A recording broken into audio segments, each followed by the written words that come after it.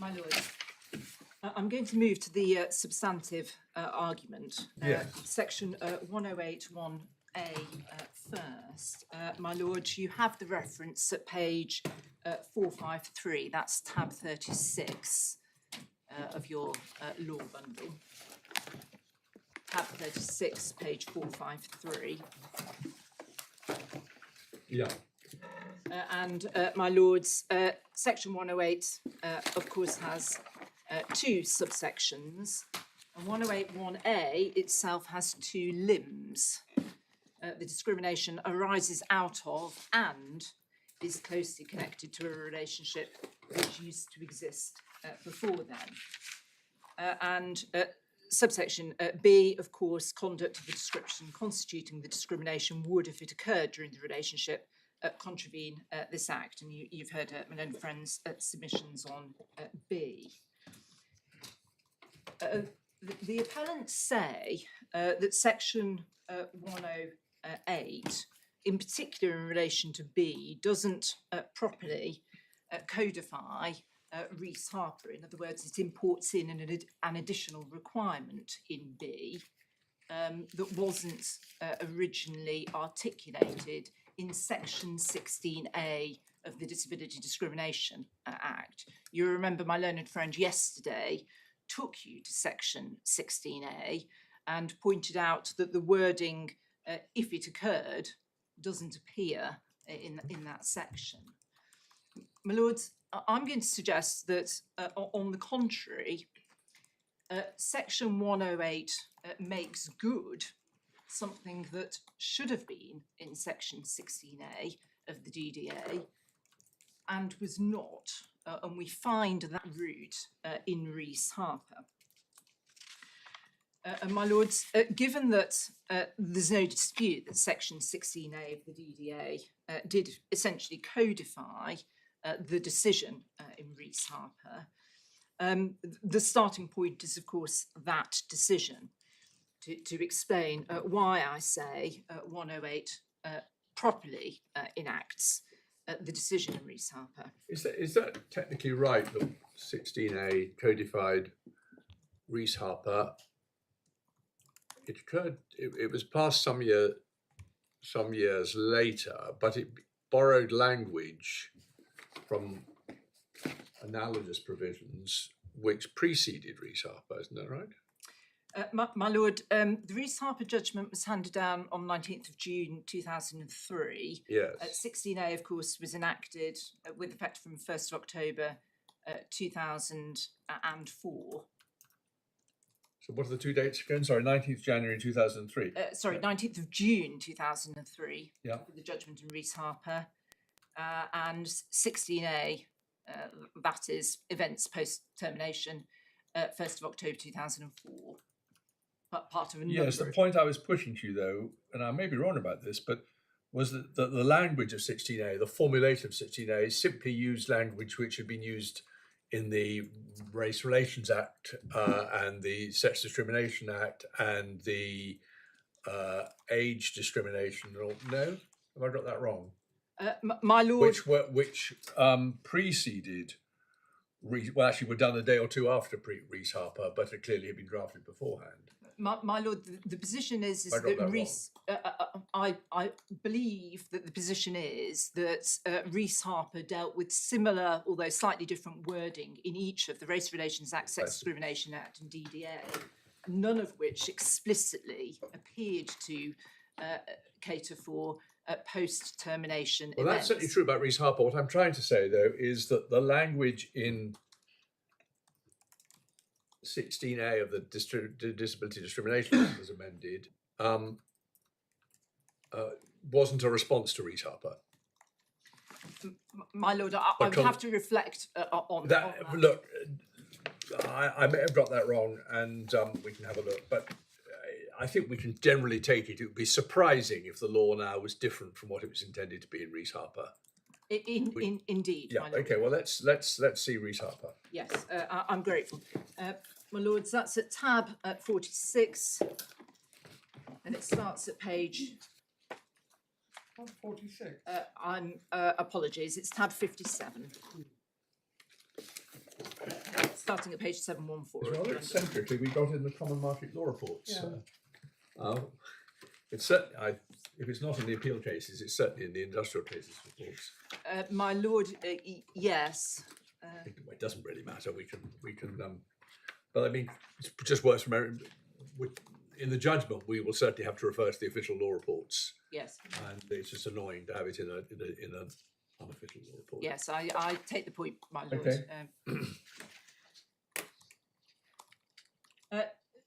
My lord, you will recollect that Rees Harper dealt with 6 conjoined cases, one of which was a sex discrimination case, 1 race relations, and 4 disability discrimination cases.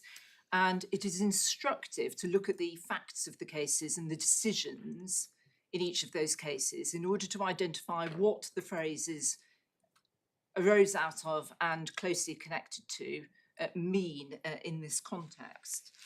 So, my lord, for the facts of those 6 cases, if I may invite you to turn to the judgment of Lord Nichols, page 718.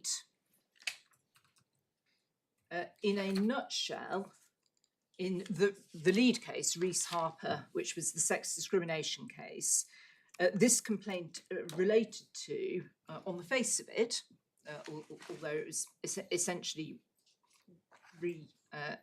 framed during the course of the appeal itself, it was a failure to investigate a sexual harassment complaint first made after termination of contract, and we see that at paragraph 2 of the judgment.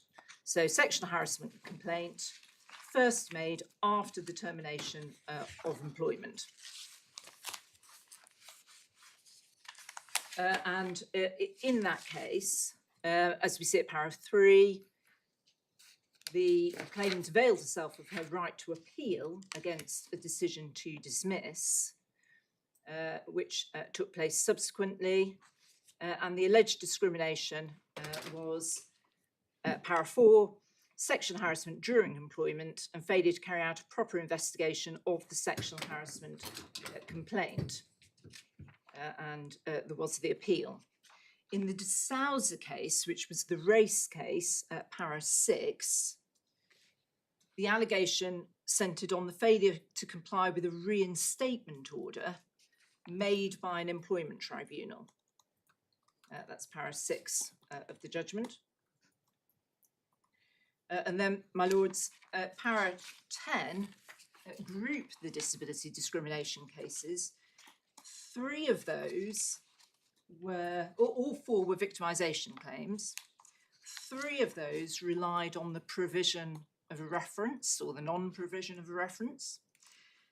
And the 4th, the Jones case, relied on a failure to return cards of his.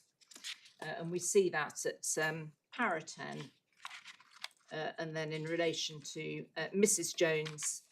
Jones, sorry, specifically at para 16 at page 721.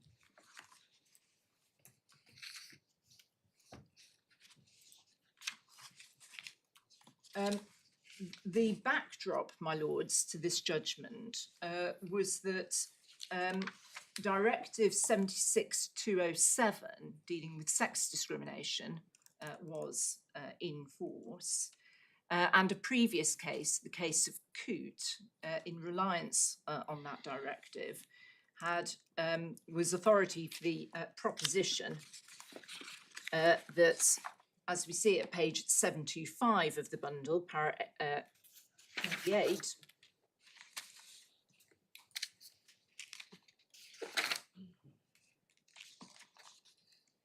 Council Directive 76-207. This provided for the principle of equal treatment with regard to working conditions over to the top of 726, including the conditions governing dismissal.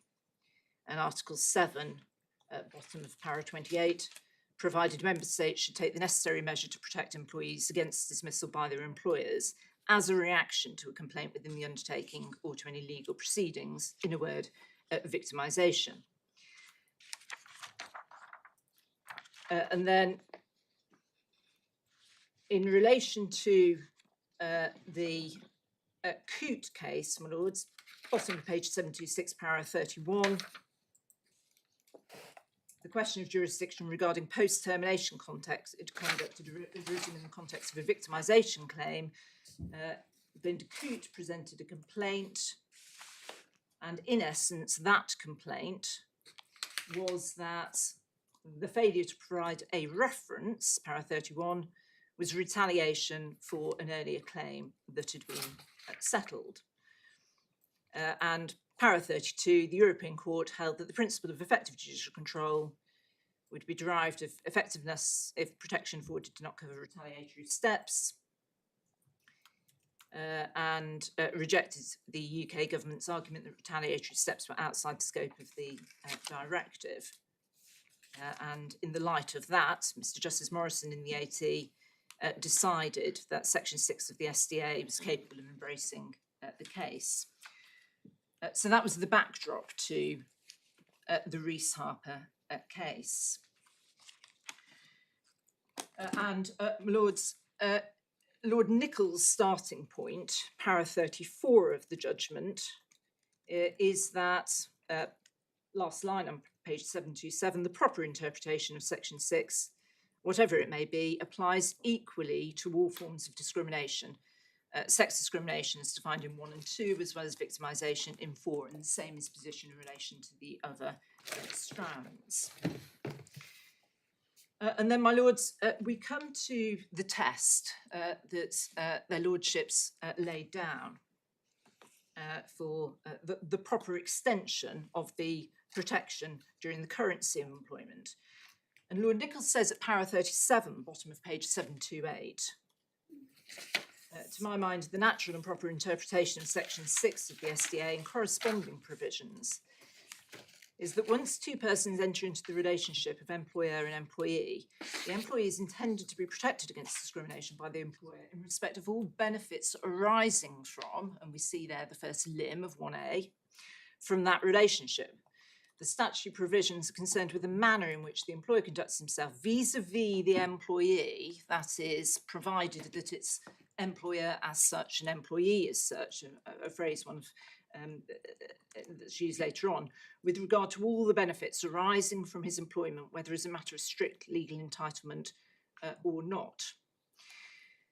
And in this case, my lords, and I'll come back to what their lordships say in a moment, essentially, the Reg 12 gratuity is a benefit that arises from the imposition on the chief constables of a responsibility under a statutory scheme to administer what is in essence a welfare benefit or a form of social security benefit. And you'll hear from my learned friend Mr. Lockley about that in more detail in due course. But that is one part of what we say in relation to that. And we know that because what the requirements of Regulation 12 relate to are not about causality in respect of the employment itself, but the trigger for the Regulation 12 gratuity is the disablement, and it is that that is being compensated for in precisely the same way as but it's a disablement as a result of an injury incurred in the course of the performance of the officer's duties, isn't it? It is, my lord, but in my submission, it can't be said that it is a benefit arising from employment or why not? linked to Let's service. ignore the fact that they're not employees, but why not? Why doesn't it arise from the employment? Because, my lords, as we will see when we go on in the judgment, a much closer causal nexus is needed between the employment relationship. Okay, well, and perhaps the I'm being premature, but since you made the submission at this stage, I was testing it. But if we get the answer later on, I'll park it for the moment. My lord, I'm grateful. And then, my lords, we come to paragraph 44, page 730.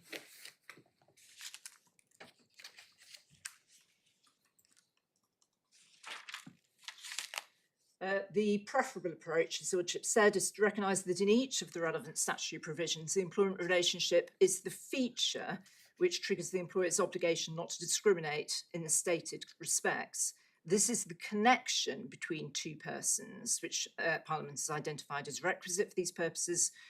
Once triggered, the obligation not to discriminate applies to all the incidents of the employment relationship whenever precisely they arise.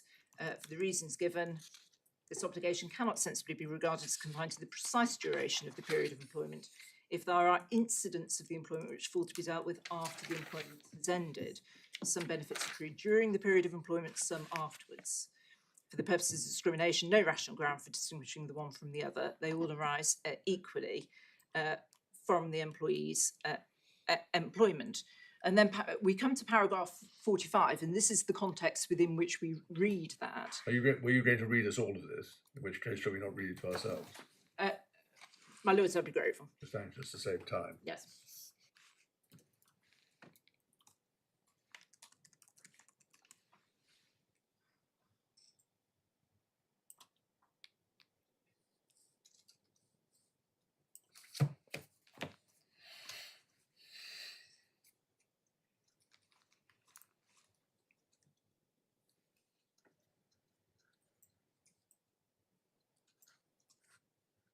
Yes.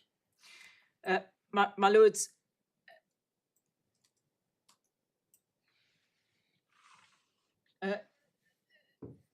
that explains the context then at paragraph 45, and we can test this against the Reg 12 gratuity in the current case. The Reg 12 gratuity is, of course, part of the overall injury benefit regulations, under which other responsibilities accrue to the chief constables. And so, for example, and perhaps most strikingly, at Regulation 37, which, my lords, you will find at tab 34, page 358. 44? 34, my lord. Yeah.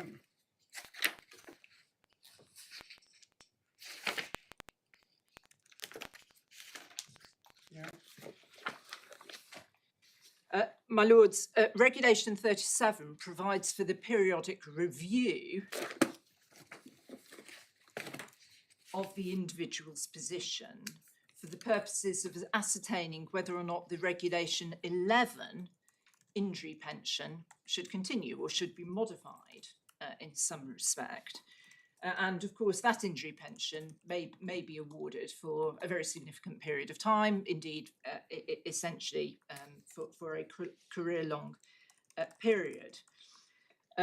My lords, if the Regulation 12 gratuity is held to be an incident of the employment relationship, arises out of and is closely connected to the employment relationship, equally, steps taken under Regulation 37 might logically be as well.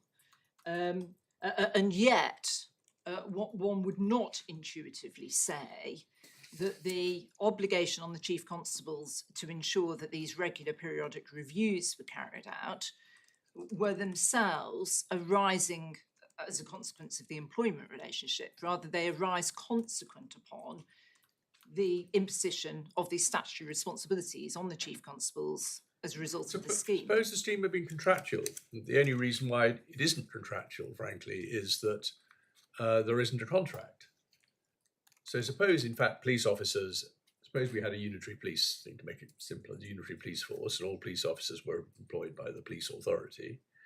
All these things wouldn't be in a statute, they'd be in an employment contract. It'd be a scheme, paragraph 6 of your contract of employment would say you're entitled to the various benefits in Schedule 6. That would have everything that was in these statutory instruments. Why is it so important that it's statutory? My lords, it's the nature of the relationship. It is the imposition of the respective positions of the chief constable. It's the employer who is responsible for affording all these benefits, or the quasi-employer, if you prefer, the chief constable. I'm just not quite sure why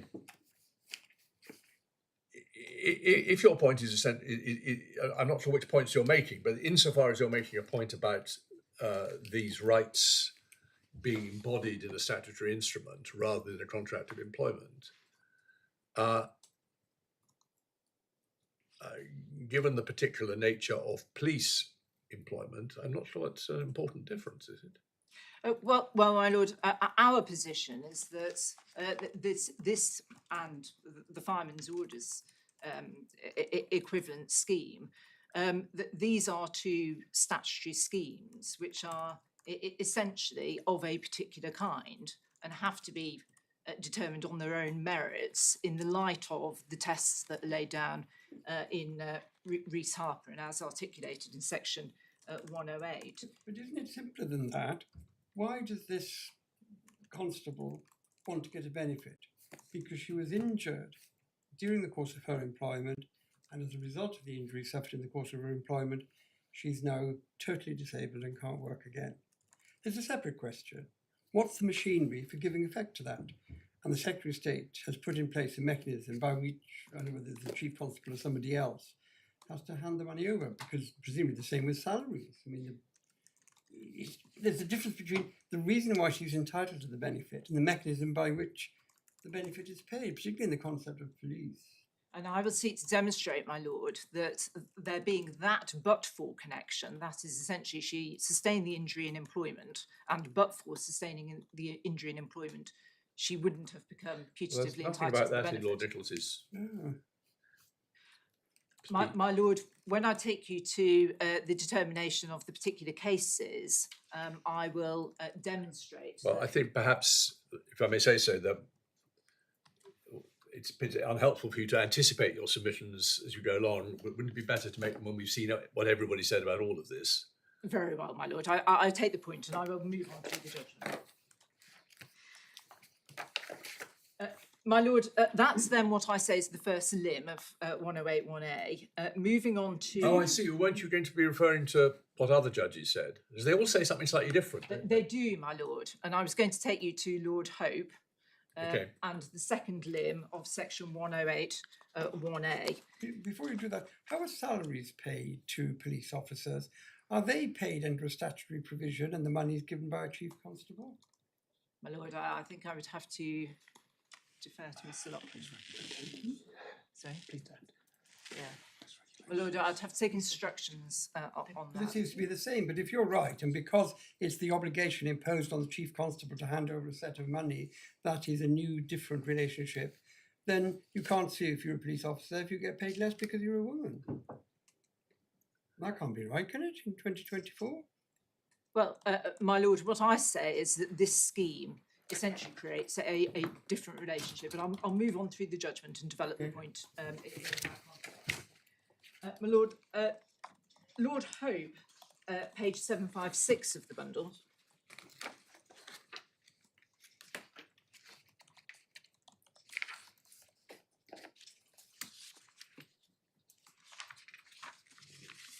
Said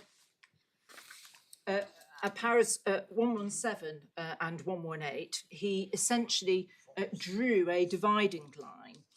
You will remember that in the Rees Harper case itself, the complaint was a complaint of sexual discrimination in relation to the failure to investigate the sexual harassment complaint. And Lord Hope said at para 117 that the issue was whether there was jurisdiction to entertain the claim in relation to conduct occurring after the relationship had ended. For the appellant, it was said in opening that this was what the case was about. She'd been sexually discriminated against after the employment had come to an end because there had been a failure to investigate the complaint which she made. But where's his actual analysis? You're right about that, but you've shown us that. But where's his actual analysis of the reasoning? Yes. What the nexus is? So 118, my lord, Lord Hope found that on it by itself wouldn't bring the claimant within section 6. That was a single act of discrimination said to have occurred after she was no longer employed. and deploying the question whether or not, nevertheless, she could bring herself within the parameters, that is, whether it's attributable to a continuation of the relationship, his lordship said there was nothing in the way of presenting her case which linked the original act of discrimination, the alleged act of discrimination, to the conditions of her employment. The appellant did not ask Mr. Adamson to investigate, no suggestion she had any right to do so. The point being made there was that the mere fact that there had been an allegation of sexual harassment post-termination, an allegation of sexual harassment that by definition has to arise from the employment itself, but for the employment there would have been no sexual harassment, that is not in itself sufficient to bring the claimant within the extended definition of employment here being discussed. But at paragraph 119, the claimant's counsel with some dexterity then reframed her case so that what was being suggested was that the appeal decision was permeated with bias. And that being the case, the appeal decision clearly being an appeal against dismissal and therefore inherently linked to the employment relationship, she could bring herself within section 6 using the flexible and extended meaning. And in my submission, my lords, that factual difference and the different results that pertain demonstrate the test that section 108(1)A seeks to articulate. That is a mere but for the employment, then X wouldn't happen, isn't enough, that there needs to be something much more inherent. But is Lord Hope's analysis of the majority ratio seems to me to be narrow, certainly narrower than Lord Nichols's. It is. And if one looks at the others, an exercise I did annoyingly using a different report for this, my feeling was that he basically says, if you look at it, exactly how this happened, he goes through the facts in great detail. Yes. This was all to do with the dismissal. Yes. And that's what gets you home. But that's not, I think, the approach taken by any of the others, or is it? I mean, you must show me. My lord, there is a good deal of overlap in the reasoning. It's fair to say that each of the law lords, in fact, takes a slightly different approach but in that case, I don't see how this case didn't determine the meaning of the section anyway. It's hard to think of 5 different speeches being the scope of what section 108 means. That truly must be what Parliament made of the 5 speeches. And should we just go to that? Or...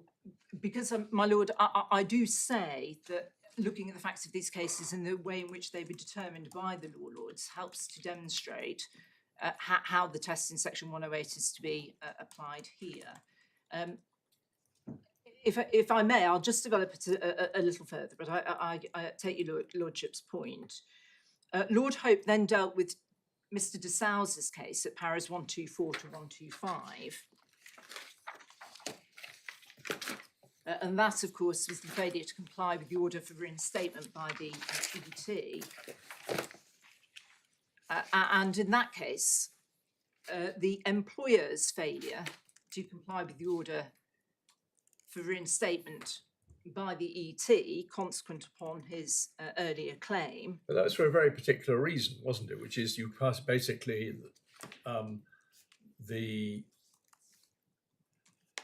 his analysis was that the statutory scheme where someone is ordered to reinstate and doesn't is for provision of compensation, extra compensation, and he simply says that is exclusive. You can't get any other remedy for it.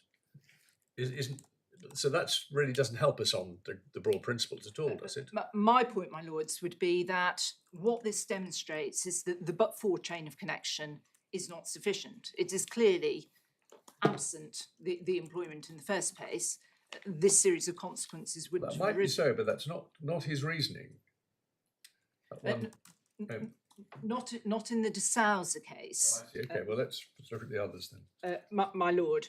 But what is being said in the de Souza case is that the Act lays down a statutory procedure, and it is within the context of that the claimant's complaint has to be looked at.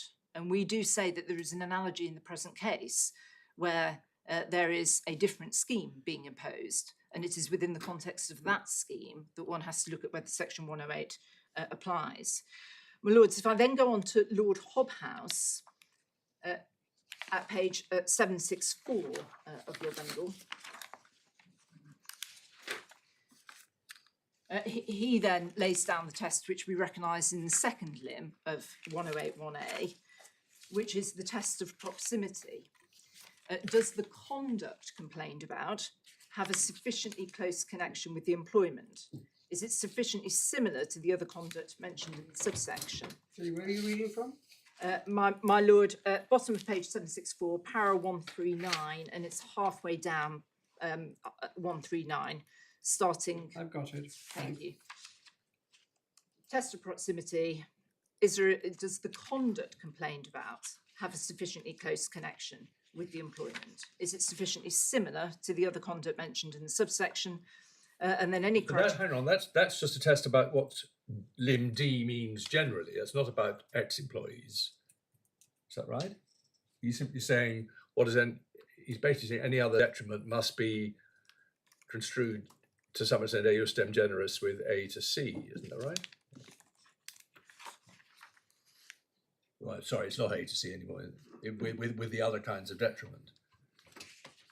My Lords, I think this is in the broader context of determining whether or not the words within the legislation as it stood at the time can be taken to refer to post-employment events. I see. Because if one reads on, the further removed the conduct in time from the employment, the greater the likelihood that the conduct is too remote, and the employment is merely a matter of history. That demonstrates that the proximity test is referring to, do detriments in subsection D constitute detriments about which somebody is entitled to complain post-employment? And in my submission, it is that test that we see echoed in the second limb of 1A. And further, my Lords, it clarifies the point that this isn't a but-for test. This is whether the conduct complained of has a sufficiently close connection with employment, as opposed to whether the events giving rise to it, as equally in the Rees-Harper case, and I would say also in the DeSouza case, have some kind of connection with the employment.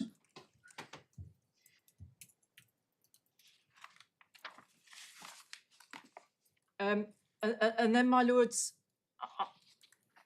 Lord Hobhouse went on at paragraph 141 to say this, and this is what I say now finds itself imported into 108.1b. His Lordship said, in assessing whether the requisite connection exists, the starting point is to ask whether the same conduct during the currency of the employment would be unlawful. Likewise, it is relevant whether or not a legitimate expectation of the benefit or the contractual right to it is continued, and whether other former employees do in the same circumstances enjoy the benefit or suffer the detriment. And we see there at least the suggestion, I wouldn't want to overstate it, but certainly the suggestion that the starting point is to ask whether the same conduct during the currency of employment. Yes, but that begs the question of what is meant by conduct there. Is it the definition of those things that constitute discrimination in its different forms, which is one thing, part 2 of chapter 2, or is it, as Miss Monaghan was saying, something different, the particular types of things, section 39 in work and other sections dealing with services? He's not addressing that because it hasn't even been thought of in those terms. No. So, can we conclude when he says conduct, he means something that could have been done during the employment as opposed to conduct of the type that is capable of bearing the limb discrimination? And B, how does it help to say that he was dealing with it in that case, and when the legislation comes along, we must deal with it in the same way? My Lord, deal with the first question first. Is conduct that which is capable of being discrimination or specific items of behaviour vis-a-vis an individual? My Lord, the clear inference we draw, certainly from the facts of Rees-Harper, is that it is something that is capable of occurring during employment. The reason we say that is that on each of the sets of facts, the decision that pertained was in the claimant's favour if it was capable of happening in employment. But in relation to 141, when he talks about conduct, is he using it as a shorthand to define those things that would earn the label discrimination, unfavourable treatment, indirect discrimination, or is he using it to refer to specific acts, sacking somebody, taking their money away, and not giving them a reference, using abusive language? Which is it? In my submission, my lord, it is the latter, and you know that because the context within which he is saying it is that he is laying that down as a test for assessing whether the requisite connection exists. And so it is only if we interpret it in the light of specific types of conduct that can arise during employment that we can then assess whether the requisite connection with employment exists, not a but-for connection, but rather something much more inherently rooted in the employment relationship. And my lords, while I don't wish to anticipate too much, in one of these cases, of course, one of the things complained about was an appeal against dismissal. But of course, as you will know, at least in the civil service, an employment relationship will continue until an appeal is determined. And so that, in my submission, doesn't defeat the point. The test is whether the requisite connection exists. And my lords, finally, in terms of establishing where the lines are drawn, Lord Scott, at page 194, incorrect reference, at 780,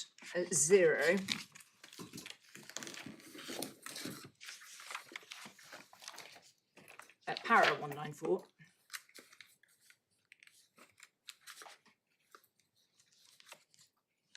Lord Scott is addressing the difficulty of the passage of time point. One thing to allow the acts to apply to references requested about current employees during the currency of the employment, quite another thing to allow them to apply without limit of time to all ex-employees. Clear enough, Parliament did not have these problems in mind, otherwise some provision would have been made, not by itself a reason why the act should not be applied. Literal language of statute ought not to be extended unless Parliament clearly intended that the particular point should be included, I paraphrase. And then 196, so how is the line to be drawn? How is the principle to be formulated that would enable ex-employers and ex-employees to judge whether the imposition of a particular detriment alleged to be discriminatory was or was not covered? One answer would be to construe the act simply as covering all ex-employees, which is then rejected. And then 197 gives the answer to that, concentrating on the relationship between the employer and employee brought into existence when services entered, of course based on a contract, does not necessarily come to an end ipso facto when the employment comes to an end. Internal appeal procedures are a good example. And then reading on down, the relationship that's brought into existence is not wholly terminated so long as the internal appeal procedure is on foot. So appeals against dismissal are in, and then 200 more widely, where references or other post-employment benefits are concerned, the question whether the Anti-Discrimination Act applies. Where are you reading from? I'm so sorry, my lord. Para 200, page 782. Yeah. It depends upon whether the relationship between employer and employee brought into existence when the employee entered the employer's service is still in existence. For my part, I find it difficult to construct circumstances other than those arising out of internal appeal procedures where the relationship would still continue, notwithstanding the dismissal or departure for other reasons of the employee. Lord Wolfe in Spring and Guardian Insurance suggested employees in certain types of employment may have an implied contractual right to a reference. If there were such a case, continuing responsibility might constitute a continuing relationship. Another possible scenario is that of an employee who's been dismissed but not allowed to return to his office to remove his belongings, and that was essentially Mr. Jones' case.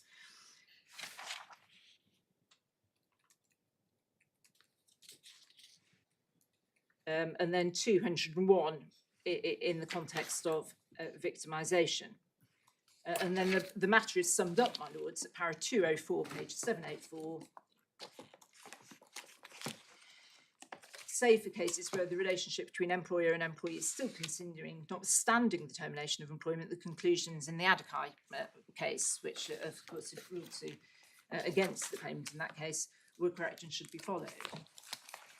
And my lords, I say that this is consistent with the tests that their lordships elsewhere in the same judgment laid down for the closeness of the nexus that there must be between the conduct that's now being complained about and the employment relationship. It's clear that Lord Scott draws the parameters very tightly indeed, and that is entirely consistent with it not being sufficient that but for the employment relationship and events in the employment relationship, this complaint wouldn't have arisen. Rather, the conduct that is the issue must itself be arise out of and be closely connected with in a way that goes far beyond a but-for connection. For what it's worth, I've got here the ICR report.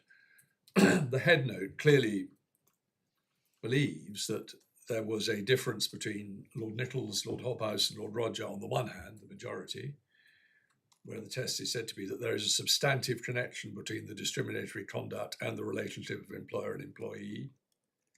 And on the other hand, Lord Hope and Lord Scott, where it said the relationship between the employer and employee is still, where the test is that the relationship is still continuing, in that the transactions are attributable to a continuation of the relationship remain to be completed, which is rather narrow things like completion of internal appeals and not being allowed to collect your belongings. As you see, Lord Scott wouldn't have allowed the claim in relation to the references. I think you're treating them as if they're all putting forward the same test, but the head note suggests, and I, what it's worth, agree with it, that actually Lord Nichols's approach is the majority approach and is different from those of Lord Hope and Lord Scott.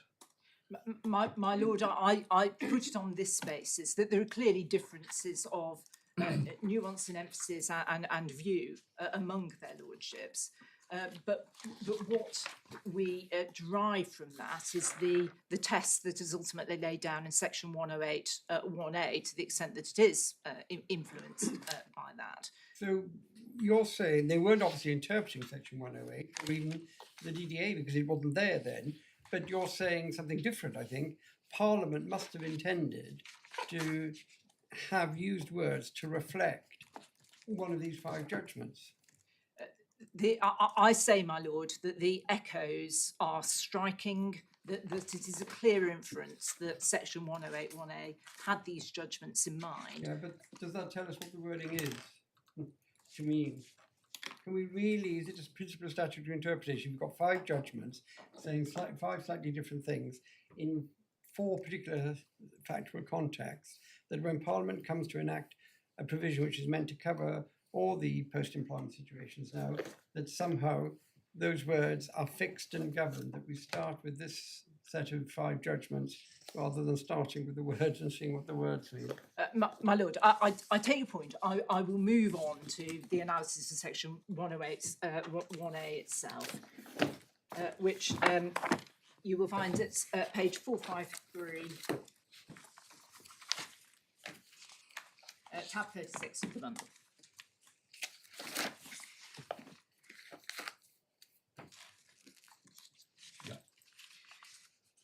And my lords, then looking at section 108 1A, the discrimination arises out of and is closely connected to a relationship. There it is not the facts giving rise to the alleged discrimination. It is the discrimination itself, in this case, the denial of the Regulation 12 gratuity. And we say that the denial of the gratuity doesn't arise out of the relationship. It's not closely connected to the relationship, giving effect to those words. The denial of the gratuity is because of a factor in relation to the injury and the disablement. Would you say the right to the gratuity did not arise out of the relationship, was not closely connected to it?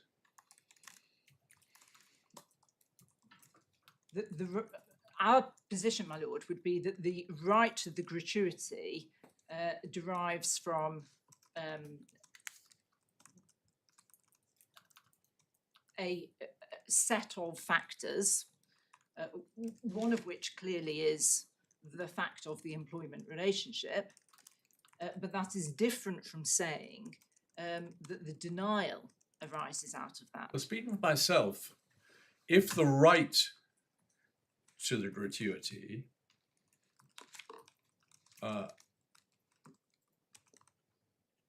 arises out of the right to a gratuity subject to the statutory conditions, arises out of the employment relationship and is closely connected to it, I find it hard to see that the denial of it isn't likewise, or the discriminatory denial of it isn't likewise closely related to the employment relationship. But And closely connected with it. 2 points, my lord. We say that the right to the gratuity is a part of the statutory scheme. It is a feature of the statutory scheme that the employment relationship is part of the backdrop to it. But the right to the gratuity arises by reason of the disablement. Yes, but the disablement is also a consequence of the employment relationship, because it has to have occurred as a result of an injury sustained in the course of doing your duties. It is, my lord, a consequence of something that happened during the course It's of a the employment requirement. It's got relationship. to have happened during. It has to be an injury in the execution of your employment duty. It does, my lord. But in our submission, that is a different proposition from saying that the discrimination, the denial arises out of and is closely connected to the relationship. The denial is by reason of the statutory provision in the scheme. So if this paid a gratuity to male officers and refused to pay to female officers because Regulation 12 was drafted, you would say the same. The discrimination, the fact that men get it but not women, arises out of the scheme, not out of the employment relationship. Well, my lord, what we would say in relation to that is that if there were a circumstance in which that applied, then clearly it would be appropriate for the police officer to make a claim by way of judicial review, because plainly that would not accord with the proper operation of the scheme. Well, it's in the scheme. The scheme says male officers who become disabled because they expect them to be looking after a family, they've got an old-fashioned view, will have a right to disability gratuities. Women officers won't need that. They can rely on their husband, so they won't get the gratuity. Well, my lord, And you're saying, as I understand it, that because that difference arises out of the scheme, it doesn't arise out of the employment relationship. well, my lord, there is a short answer to that, which is that in Directive 2006/54, which your lordship handed down yesterday. You know, we're not We're construing this domestically. domestic. Well, if that were the case, my lord, if that were laid down in the scheme, then the position would be, absent reliance on 2006/54, then the scheme would prevail. In fact, in that situation, Well, the it's police sorry, when you say the scheme would prevail, that's not really the question. The question is, would an employment tribunal have the right to say that this provision was discriminatory? my lord, no, because if the requirement was laid down in the scheme in relation to something that happens post termination, for which the trigger is disablement, then that doesn't comply with Section 108 1A. Your lordships may feel that that is an unsatisfactory position to be in, but that is the effect of the test laid down in Section 108. Well, so you say, but it's not obvious to me that it is the effect of the test laid out in 108. But anyway, so one element, which is what we've just been looking at, in your argument is that it's not sufficiently closely connected with the employment because it arises out of a statutory scheme, and that's what we've just been exploring. And Yes. I put a point to you on it earlier, and my lord's put his point on it. What is there apart from the fact that it arises out of a statutory scheme that makes it not sufficiently closely connected? My lord, it is the fact that it is simply the but-for connection, which, and I take your lordship's point in relation to the relevance of Rees Harper, but I say that the test here demonstrates that there must be something much more closely binding that goes beyond. Let's assume, I mean, many areas where but-for isn't enough, but so assume it's a test of closeness of connection. I put to you that a right to a gratuity for an injury, for the consequences of an injury suffered in the course of an employment, itself is a sufficiently close connection. What, apart from saying, no, it isn't, why isn't it sufficiently close? It seems to me there is rather a close connection. My lords, there are... The employer, sorry, to spell it out, the employer promises, if you get injured in the course of doing your duties for me, and as a result you're totally disabled, leave out for the moment the 12-month rule, I will give you 5 years' salary. That seems to me to arise out of the employment relationship and to be closely connected with it. You may say that's just a matter of impression, but that is my impression at the moment. Why do you say it's too far away from the employment relationship? Because the dividing line is the trigger of disablement, a trigger that doesn't require any causative connection between that and the termination. And thirdly, the fact that this is essentially a compensation scheme for the disablement, which is akin to the social security schemes. And returning to my first point, it is the case that the responsibility has been given to the chief constables in this case. It could equally have been given elsewhere. And by analogy, had it been given elsewhere, the way in which the scheme operated would have been exactly the same. It is a different relationship, the provision of welfare. You say that, that's why I asked about salaries and so on. I know it's in a statutory instrument, and I know that lots of employees don't have statutory instruments. They have contracts with their employers.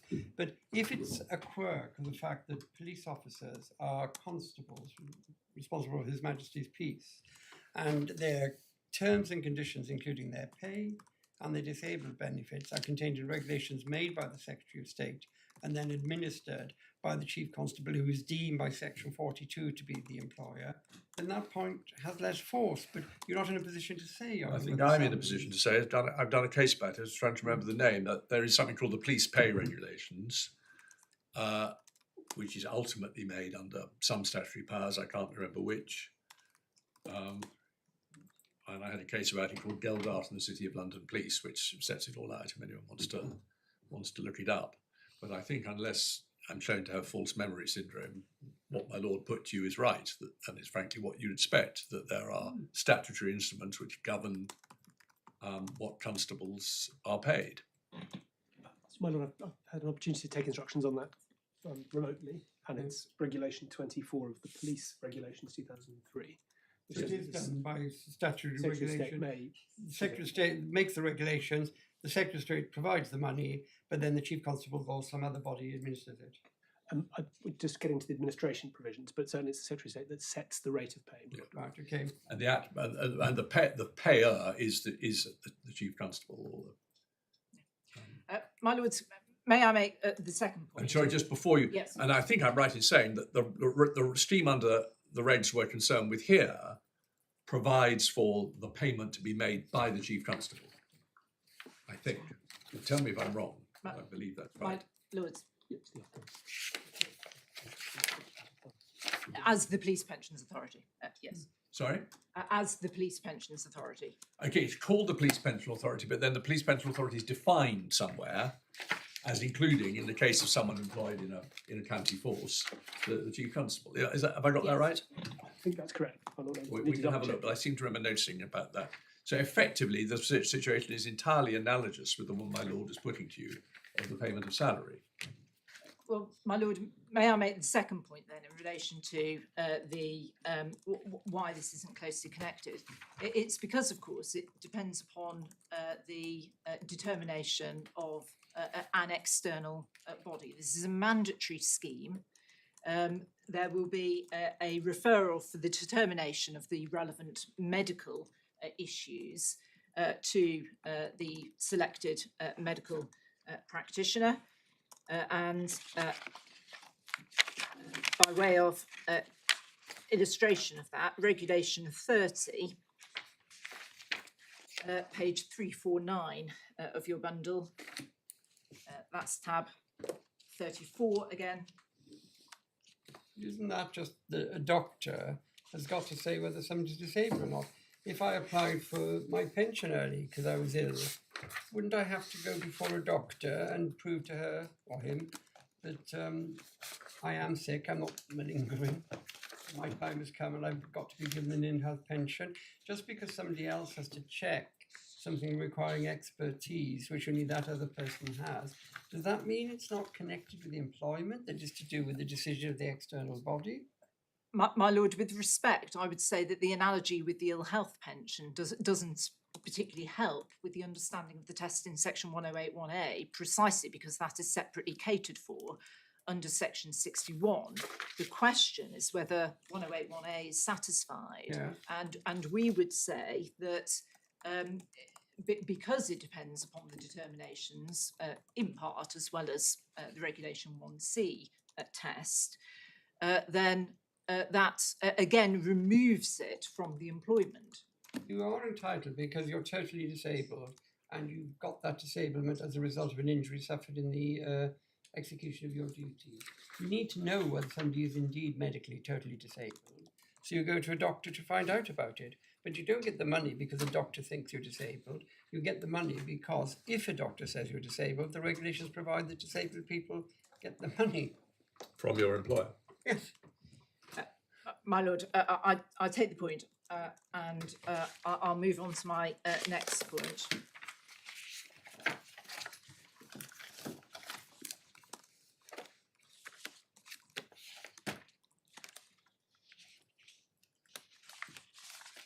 My lord, you have seen,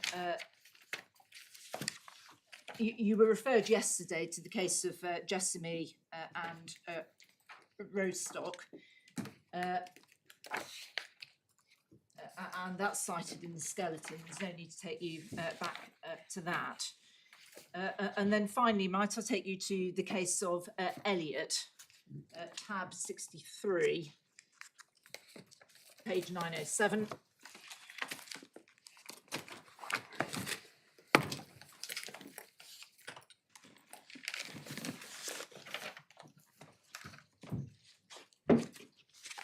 Now, my lords, clearly this isn't binding on you, but it is, in my respectful submission, at least instructive as to the proper application of the test. The facts, my lord, appear in the head notes at page 907 and are conveniently set out at paras 3 to 5 of the judgment. I should say that there is a typo or an error in both the description of the test in the head note by F, page 907, and in fact in the body of the judgment itself, where the 108(1)A test is said to be both to arise from or be closely connected with. That should obviously read and. Okay. And then at para 10, page 911 of the bundle, having established that on the facts of this case, current employees were awarded a lump sum to compensate for the change in calculation. In short, former employees were not. The reasoning of the ET judge is set out at para 10, page 911, which was that there was a close nexus and connection between the claimant's relationship as former employees and current pensioners that brought them within the protection of section 108. If we move to para 24, in the context of having set out the test again at para 22, noting that should say and rather than or, at para 24, at G, page 913, Mr. Scott, appearing for the respondent, Wright said in deciding the issue of jurisdiction, the tribunal must consider the claimant's case at its highest. He also rightly accepted that if former employees have a contractual entitlement to the same benefit as current employees, for example, membership of a social club or health insurance scheme, 1A may be satisfied if in addition to that benefit is given to current employees, but not to former employees. And the reason for the difference is age or is indirectly discriminatory. We don't accept there's necessarily a distinction to be drawn between these two. Sorry, where are you reading from? What, from Para 26? 24, my lord, 24, page I'm so sorry, 930. yeah.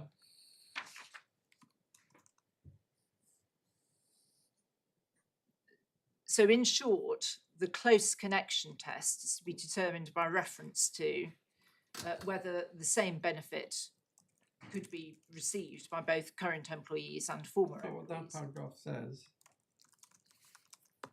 paragraph 24 says the employer accepts that certain things would be covered, and Mrs. Justice Lake goes on to say we don't necessarily accept that it wouldn't be the same on the facts of this case. I thought in your skeleton argument, you were more concerned with para 26, which has been sidelined, in fact. But have I got that wrong? My lord, yes, I will go on to paragraph 26. We accept the contention that the question to be considered under 1A is not, as the judge directed himself, whether there was a close connection with the relationship as former employees and current pensioners, rather whether the discrimination alleged, in this case the difference made to active employee members and the additional pension increase made to pensioner members arose out of and was closely connected to the employment relationship which used to exist between them. So apologies if I overstated it in relation to paragraph 24, but again that demonstrates... Well, I sort of see the distinction she's making, but I'm not quite sure what the significance of it is. My lord, I would say that the significance is that, again, just because a particular factual scenario ultimately derives from a historical employment relationship, that does not provide the close connection of itself. And that's what Mr. Scott was saying, but the reason why this case succeeded on appeal was because the judge just hadn't asked the right question. He hadn't used the words of 108A. He had just said, oh, these are former employees, these are current ones, and that's not enough. But it doesn't go beyond that, does it, the ruling of the EAT? My lord, it's a helpful indication of the test to be applied in the current case. And I would conclude, my lord, by saying that it can be tested in this way. For example, if a disablement arose many, many years after the termination of employment, on the appellant's case, on the case we assume that they'll be acquitted, they will be saying that nevertheless the close connection test is satisfied, which would lead to claims being made many, many years after the event. That, in my submission, is not what is anticipated. If the injury occurred in the, take asbestosis, if the injury occurs in employment, but it doesn't manifest itself for years, what's wrong? Because the disablement arises out of an injury during the course of the employment. The only thing that's difficult is the fact that the disease is such you don't necessarily know about it for a long time. And my lords, I would make the points that my learned friend Mr. Tolly Casey has already made in relation to the type of scheme that this is. It is favourable towards police officers in terms of causation requirements, contributory fault indications, the fact that they can challenge an SMP's opinion with their own evidence, the fact that it is not open on the face of the scheme for the Chief Constable to challenge the SMP's decision. And in all of those circumstances, it is right to see this as a different type of scheme that creates a different relationship between the police officer and the Chief Constable, in relation to which the benefits arise. My Lords, very briefly, I'm conscious of the time, I'll go on to 108. Well, I am concerned about that. Yes, I think you'll have to be very brief on B because you've taken a long time on A. Yeah. Lord, yes. In relation to 108 1B, my Lords, I submit that you find assistance in Elliot, page 914, para 28. Sorry, I just put it away. Hang on. I'm so sorry. It's all right. Just remind me which tab it was in. It's tab 63.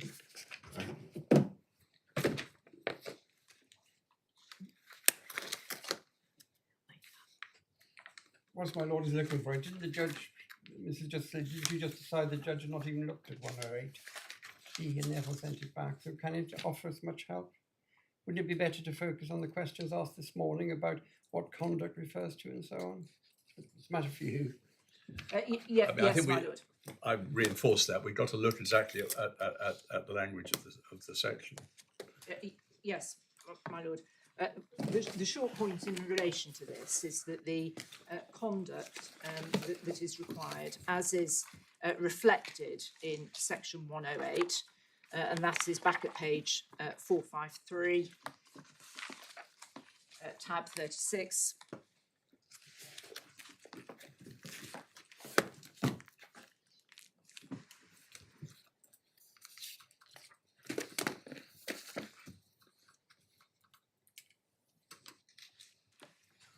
Yep. That conduct is, and again, I do rely on the indicia given in Rees Harper. It is the type of thing that could occur during employment. Well, could we just check that? Type of thing that could occur, like giving a reference and so on. Like in the reference, my Lord, and answering learned friend Miss Monaghan KC's point in relation to an employer putting a policy in place, which was of not providing references to circumscribe that or circumvent that. That would be a conscious act. This conduct, providing a reference, could nevertheless have occurred in that employment. It is capable of having occurred in the employment, but for that policy having happened. This case, I say, is of an entirely different kind because the conduct that's being complained of could not have occurred during the employment. I've got that. I know it's not the way the appellants have ever argued it. It's not the way Miss Monaghan have argued it. But because of the way it's printed out, and I just like your submissions on it, at the bottom you see the heading Part 8 Prohibited Conduct. That actually comes above Section 108 and a couple of other sections. And it says Prohibited Conduct Ancillary. And if you go to the Act, Part 2, Chapter 2 of Part 2 sets out what is the prohibited conduct. And it's all the things to do with the definition of discrimination from 13 to 27. And that's the prohibited conduct, discrimination and unfavourable treatment and so on. The kind of act that you're talking about comes in a completely different thing, Part 5 work and so on. And one wonders whether, in reference to conduct of a description constituting the discrimination, they're actually talking or referring back to the prohibited conduct in Chapter 2, 13 to 27 onwards. And they're not dealing with whether this is a particular thing that could have occurred. They're dealing with whether or not it could fall within one of the labels of the things that are prohibited. My Lord, I can see why at first blush that has some attraction, but in my submission, that doesn't work with the wording of B, because the wording of B says conduct of a description constituting the discrimination. If one were to interpret it in the way that my lord has just suggested, all that would be needed would be the discrimination.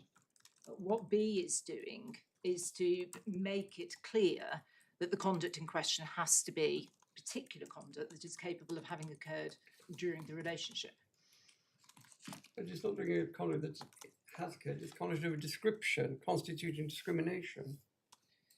Yes, the words of a description, my lord raised this yesterday, are necessary because it is permissible to make analogies with particular conduct. It doesn't have to be precise, but conduct of that description has to be capable of having occurred during employment, in my submission. Well, if you take it back to this case, supposing the conduct of a description constituting the discrimination, and let's make it easier for ourselves by ignoring disability and say it's sex discrimination, denying a gratuity to a female police officer when it would have been paid to a male police officer, that would, if it occurred during the relationship, contravene the Act. Why isn't that a way of applying those words to the facts of this case? Precisely because, my lords, this particular benefit is incapable of having been received. So the description has got to be conduct or it had to be denial of a post-termination gratuity. And then you would say that couldn't have occurred during the relationship. Yes, and but does that matter? It says if it occurred during the relationship, you hypothesize that it had occurred during the relationship, even though actually it wouldn't have happened because it's a post-retirement benefit. Well, in my submission, if it occurs, read equally with conduct of description, denotes that it must be capable of having occurred during employment. And my lords, if we step back and look at this in the wider context of the Regulation 12 gratuity being of a type of its own, as part of essentially a welfare benefit, it is entirely consistent with looking at it like that Parliament should not have intended that this should be subject to the Employment Tribunal jurisdiction through I Section understand 108. that, but I'm not worried about this case for the moment. I'm worried about the meaning of the Act. So the meaning has got to apply to all cases. And I wonder whether it is correct to read 18B and the words would, if it occurred during the relationship, as intended to limit the sort of things to which 108 applies to being things that could only have occurred during the relationship. So if something happens to be defined as something that could only have occurred after the relationship ended, even if it arose out of and was directly connected with the employment, that it's therefore not capable of being prohibited conduct. And I just wonder whether 108 is intended to do something different. It's got to be out of and closely connected with the employment. That's A. Otherwise, you're not into this area at all. But what it's saying is, and it's got to be conduct of the sort covered by sections 13 to 27. It's got to be some form of direct discrimination or gender or pregnancy or harassment or victimization. And that's all it means, i.e. it's got to be the sort of thing that if it had occurred, then it would be within that description of prohibited conduct. So it's not limitation. It's trying to point you to, it's got to be employment, section A, it's got to be discrimination, section B. My lord, two parts to the answer. First, my lord, your lordship deployed the phrase, if it had occurred. Yeah, and that's not the words, yeah. The natural phrase that denotes hypothesis. Yes, but so does if it occurred. But I've seen the very fancy analysis in the Stratton argument of the difference between if it occurred and if it had occurred. But to me, it didn't seem to have much content, because in both cases you're dealing with a hypothesis of something that didn't happen. Well, my lord, I hear your lordship's point, but I say that you read that particular phrase within the intention that underpins this to limit post-termination complaints to things that really are very closely connected. That's A. within We're the on B. relationship. Why would Parliament have said, yes, it does arise out of the employment relationship. Yes, it is closely connected with the relationship. Yes, it is unlawful discrimination. It's treating women worse than men. But nonetheless, it couldn't actually have happened because that particular benefit was only payable post-termination. Why would Parliament do that? Because that is a way of articulating the difference between things that are caught within the protection of the section and those things which aren't. That is, if it is something that's only capable of being provided post-termination, an injury benefit, then it is not intended to be called. That's my submission, is why Parliament... Even if it's provided in circumstances where it arises out of and is closely connected, it's got to be closely connected and can't be post-termination only. Yeah, I've got it. Well, thanks. that I think I'm reluctant to cut you short. I am conscious Mr. Lockley has quite a lot of ground to cover in the remaining time, and we've got to have time for a reply. This is the point we've just been looking at, is the central point, isn't it? Is there more you want to say about it, or do you feel you've said what you need to? My lord, I've put the points that I wish to put, and unless I can assist further. No. Well, thank you. You've been very helpful. Thank you, Miss Hodgetts. Mr. Lockley, if you tell us you only need another 10 minutes, we wouldn't have hastened Miss Hodgetts, but I find it hard to believe that that's the case. No, my lord, I'm a little bit concerned about the time because I had thought I needed an hour and a half to deliver my Yes, speaking. well, you haven't got an hour and a half. You have got...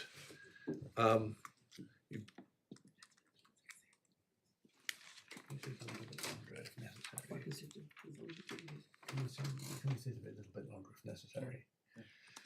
I mean, Frank, I think we would give you an hour, and then we can give Ms. Monaghan 20 minutes, and that's the best we can do. My lord, I take it tomorrow morning is not a possibility from that. Well, we're not. I'm not at the moment convinced that we need to think in those terms. I understood, my lord. I mean, if there's a real difficulty, we will reconsider. But the truth is, we've covered a lot of ground, not in a slightly undisciplined way, because that's the way these things happen, and frankly, because some points have not been developed in quite the way we expected. But I would have thought we are in a position now to have some quite focused submissions. But let's see how we go. Well, my lord, I was going to start by setting out what I had understood the common ground to be between us on the EU law issue. And that's set out in paragraph 36 of my skeleton, which Ms. Monaghan referred to. And I was there agreeing effectively with what she had said in paragraph 37 of her skeleton. I haven't seen it in advance, of course. But that was the consequences that flow if you agree with the claimants, the appellants, that this benefit amounts to pay in terms of EU law. Now, the consequences, as I'd understood them, were that would bring it within the Framework Directive, Article 3.1c, which I agree with, and that therefore the principle of non-discrimination would come into play. And because the principle of non-discrimination came into play, the principle of equivalence and effectiveness then kicks in as a subsidiary principle. So, why is the principle of non-discrimination? Well, But I don't know what you mean by that. That's what's encapsulated in the Framework Directive. Oh, I see. Oh, well, obviously, yes. Yes. Sorry. But it's because the appellants are alleging a breach of that principle, Yes. the principle of effectiveness and equivalence comes into play. It doesn't come into play in a freestanding way. Yes, exactly. Sorry, I now understand how you put it. Yes. And it's because of that, because those twin principles are in play, that you then have to have a remedy in the Employment Tribunal, as explained. But all in the case that of P. you believe is common ground. Well, I believed yesterday morning was common ground. Ms. Monaghan has now refined or changed the way she puts the case so that it doesn't rely on the freestanding principle of non-discrimination at the prompting of Lord Justice Lewis, as I understood matters. I don't think it matters. Well, it may matter when we come to the remedy. The first question is it pay? If it's pay, then everything else flows. Right. Well, I'll move straight to what pay is, my lord. We may have to come back to what flows. Yeah, but that's the logical starting point. Is it pay? Yes. Now, I accept, my lord, that to show that it isn't pay, I will need to show you that it falls within the social security exclusion in Article 3.3. So it's worth turning those provisions up to begin with. They're in Volume 1, tab 46, page 521.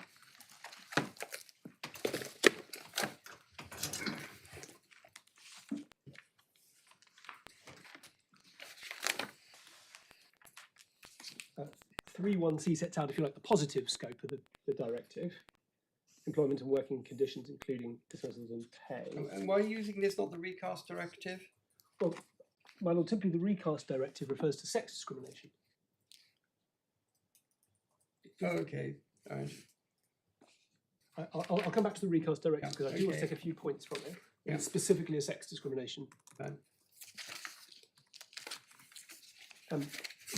The exclusion is in Article 3.3. The directive does not apply to payments of any kind made by state schemes or similar, including state social security or social protection schemes. Now, those words, the words of the exclusion, are themselves very wide words. Payments of any kind, state social security schemes or similar. Sorry, state schemes or similar. And as we'll see, in certain circumstances, those words are apt to catch pay properly so called. So if these two definitions, what is in the scope of the Act and what's out of the scope of the Act, weren't expressly in opposition to each other, you would say that there's actually plenty of overlap between them. So this is by way of anticipating a point that I'll make when we look at the Court of Justice cases. Where the case law ends up is by saying, if a benefit would otherwise be construed as part of a social security scheme, you need to show that it is pay properly so called to take it out of the Article 3 exclusion. And to anticipate again, I'm going to say that's what the Boone criteria are doing. They're bringing it back out of the exclusion so that it is, after all, pay. Yes. So there's a sort of back and forth process at work, and you see that as well, my lords, in recital 13 at page 518. Yeah.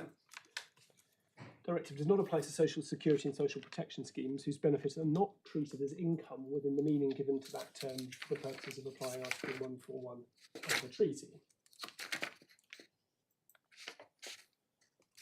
Yeah. So if it's any kind of benefit that could be termed a social security scheme, The wording is state scheme or state social security or social protection scheme in Article 3. yes, my lord. But if you're in that territory, you need to show that it's truly pay in the Article now 157 sense to get it out the exclusion zone. And I'm going to call that the pay carve out from the Article 3 exclusion. Yeah.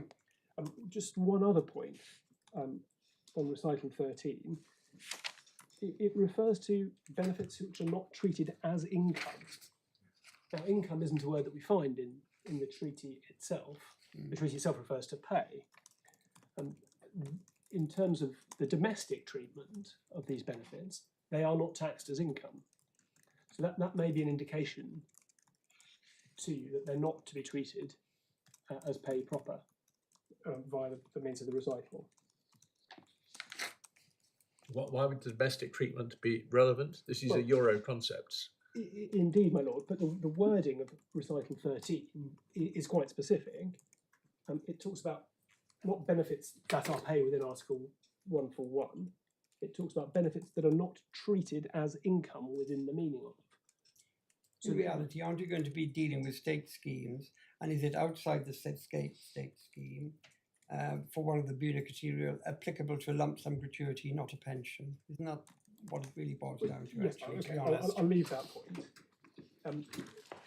But if I can just anticipate two other submissions that I'll be making, so that you see where I'm going when we do get to the cases, and I can potentially take them more quickly.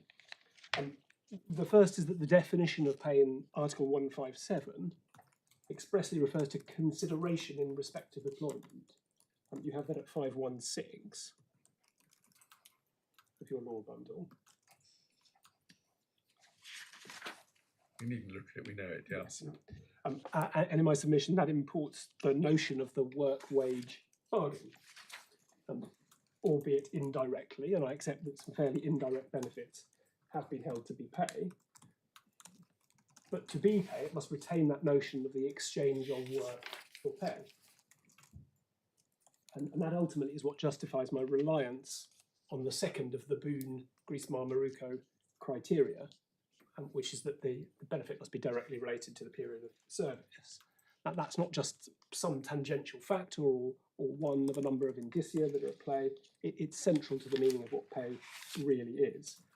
And it seems to be admitted that the gratuity doesn't meet that condition, my lord. You know, I think Miss Moore has submitted the reverse. She showed us the one that you got if you had lots of children, and that was a gratuity, and that wasn't pay. And then she showed us other things, I think, that were lump sum payments, not directly related to the number of years. She doesn't accept it's a mandatory condition, but I think she accepts that if it's a mandatory condition of something being pay, it is not met by the Reg 12 gratuity. I understood that to be the position. Do I understand that? Sorry. The second of the criteria, I'm getting ahead of myself, my lords. The second of the criteria in Boone and Griesmar and Maruco is that the amount of the benefit has to be directly related to the period of service. And you can understand that if you're dealing with a pension, but not if you're dealing with a different type of payment, which is lump sum, like the one that involving the children. I've forgotten the name of it now, the French children. My lord, well, I say it is the dividing line between what is and isn't pay. If I'm right about that, there's no attempt by the claimants to say that condition is satisfied. Yeah, well, we've certainly got to look at that. Yep. And obviously one of the cases you'll have to be thinking about is Seymour Smith. Yes. Because that's, yeah, we'll get there. Yeah. The other point I want to anticipate is this, that when we get to Boone, the Court of Justice is performing something of a reset of its case law. It looks at all the factors that it's identified so far, the indicia of what might be one type of benefit or the other. And what the court then says in Boone, and Ms. Monaghan stopped before she reached this point by taking through the judgment. Don't anticipate, why not take it to us, and then we'll see. Well, my lord, it'd be easier if I could get there after coming from some of the earlier case law. Okay. What the court says in effect is that there are endless permutations. The weight to be given to the different indicia varies so much that it falls back on the terms of Article 157 and whether it's pay, and that is the decisive criteria. So that's a sort of watershed in terms of the case law. But if it's the case that in those three cases, in which in fact they say much the same thing, those three most recent cases, we've got the authoritative analysis of the earlier cases and the correct approach, why are we being taken to the earlier cases? Well, my lord, I was going to take you through some of the earlier cases, not to pick out individual indicia, but to show that they have a thread running through them of relying on pay as being a matter of consideration for work. You've obviously thought carefully about this. I don't want to take you off your course, but yeah. I'm wondering whether in light of the time, my lord, I might skip that entire section, but I don't want to be accused of glossing over. I'm not accused by you. You won't be accused by us. I mean, I think I speak. It sounds like I speak for my lord. I think the better way around that would help us, and also have a round to the clock, is to look at Griesman, Yoon or Boyner, or however it's meant to be pronounced, and Maruchko, and maybe we only need actually to look at one of them, see exactly what it says, and then, by all means, pick up some threads from the previous case law that are consistent with what they were saying there. But up to you. I hope that's not unhelpful. Just take a moment, my lord. Yes, of course.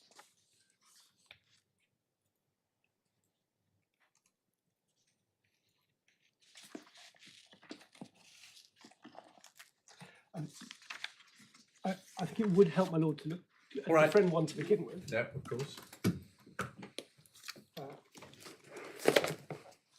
I'll take you straight to it, my lord, at 1488. That's in volume 2, tab 81. Yeah.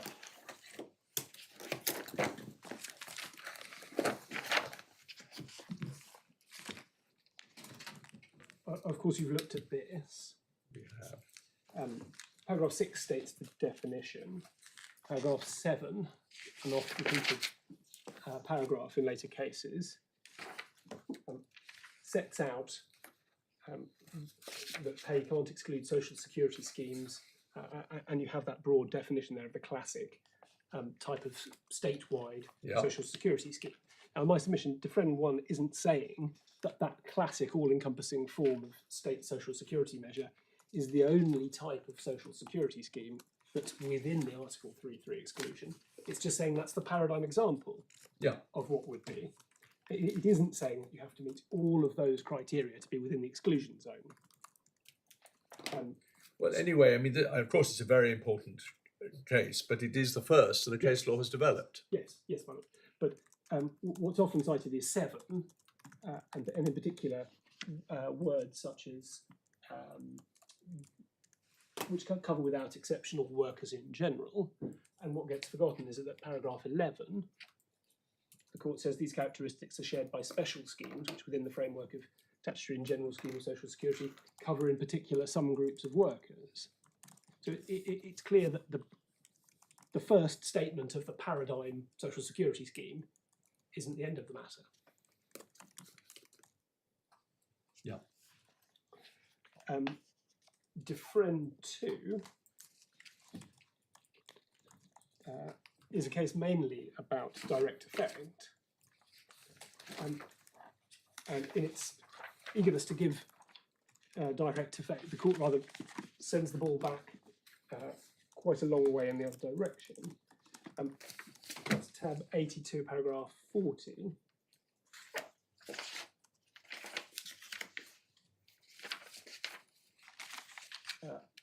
Page 1520, my lords. Yes.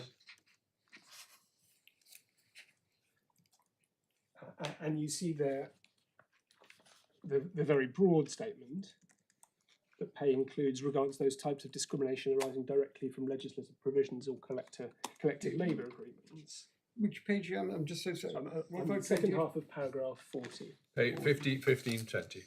Got it. Apologies if I'm rushing. I'm just No, it's my fault. Entirely my fault. So what's the point you're making by reference to paragraph 40? well, the friend swings back the other way quite dramatically in its inclusion of what constitutes pay. There isn't a lot of reasoning in Defriend 2 about why it's done that, but there is some helpful analysis of that in the AG's judgment in Barber. Yeah. Okay. And that's at tab 67 of the authorities bundle, volume 2.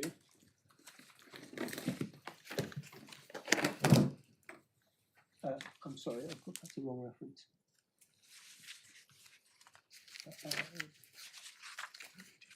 Tab 85. And if you turn up to page 1622,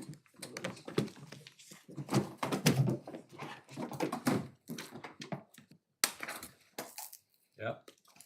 starting at paragraph 13, by the letter D, Sorry, which page? 1622. 1622, sorry. Yeah.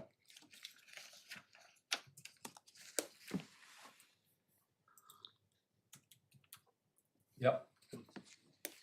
Paragraph 13, we have the statutory test. We have a reference to the AG in Burton, who interprets the phrase in respect of his employment as presupposing an unseverable causal connection between pay and employment. Quite a strong statement of a causal connection required. Paragraph 14. This is the Advocate General. This is the Advocate General, yes. Like it's not the court. No. Yeah. But there's a slightly more Where expanded do you want analysis to take us next? of what's going on. You recall, my lord, the benefit in Barber was in 2 parts. There was a statutory minimum and a supplementary element by contract. So paragraph 14, the AG comments on why the test is made out in relation to the additional element, the causal connection between the terminal payment and the employment is clearly illustrated by the fact that the amount of the payment depends on the number of years of service completed by an employee made redundant. Yeah. So you hear a pre-echo there, my lords, of the condition that I'm going to be relying on when we come to Boom, Grease Marmaruco. Over the page at paragraph 15, the AG comes to the statutory minimum part of the benefit, and he records a submission from the UK based on difference number 1, that can't possibly be a social security benefit. And he rejects that based on different 2. This is why I say there's a helpful analysis of those 2 cases. And the reason for that is because measures that are included in legislation, that can't be a decisive criteria, and even when it's dictated by social security considerations. So on the face of it, we are trespassing quite some way here into the Article 3 exclusion. It's a social security scheme. What justifies that? Well, the AG says that some such schemes are clearly in the nature of pay, and he goes on to give the very obvious example of the minimum wage. So it would be absurd to hold that the minimum wage, for example, was not pay merely because it's dictated by legislation and based on social security considerations. And then beside F, the AG returns to the statutory language, again to emphasise the necessary connection with employment. The crux of the matter is the existence of an unseverable causal connection between the employment and benefit. Connection comes into being as soon as the employer makes a payment out of his own funds to workers which he himself employs or is employed on account of their work, and therefore in respect of their employment. So again, my lords, you see even in the older case law, that emphasis, you can justify an incursion into what on the face of it is the Article 3 exclusion, provided the payment is on account of work. So that's the pay carve-out in the way that's envisaged by Recital 13. My lords, I take you through the AG's reasoning because it's rather more fully set out. The court adopted effectively the same reasoning at paragraphs 15 to 18. Don't suggest we turn it up. Page 1651 for your notes. Thank you. My lord, you raised Seymour Smith. Yes. In my submission, there is a similar focus on the link to work in Seymour Smith. We're now at tab 91 in volume 3. And if you turn to 1854, my lords, again, I'm within the AG's judgment. Yes. But I can take you to the equivalent of the court's judgment, so the AG's opinion. But we're starting with the AG. Which paragraphs? Well, 34 is where the discussion of the first question, which is whether unfair dismissal compensation is pay, begins. At paragraph 36, the AG refers to cases on redundancy, Barber and Kowalska, and characterises them in this way. In particular, compensation paid by an employer to employee in respect of his dismissal on economic grounds is a form of deferred pay to which the worker is entitled by reason of his employment, which is paid to him on termination of employment relationship, etc. So characterising the redundancy cases as a form of deferred pay, and 38 explains that the same reasoning applies in respect of an unfair dismissal compensation. The fact that in cases of unfair dismissal work is not actually performed is not important, since the non-performance of work is not due to the employee but to the employer who's brought about the unfair dismissal. Compensation is intended to provide the employee with what he would have been entitled to receive had the employment relationship not been wrongfully terminated. So it's notional pay as opposed to deferred pay, which classic pensions are, or which a redundancy payment might be regarded as constituting. And the court reaches the same conclusion, my lords, at page 1884.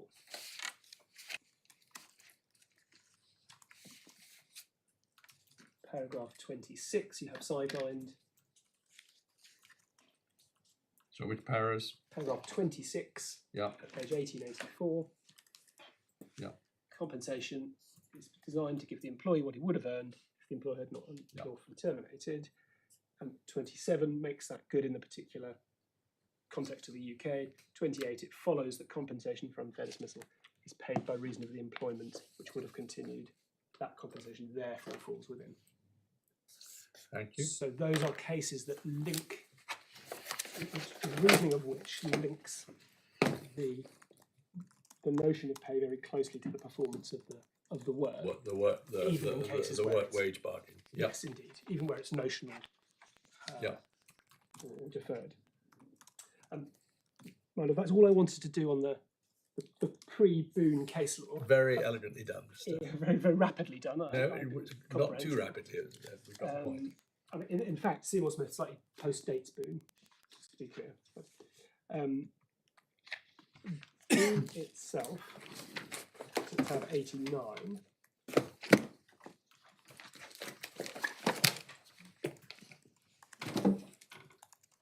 Volume 3.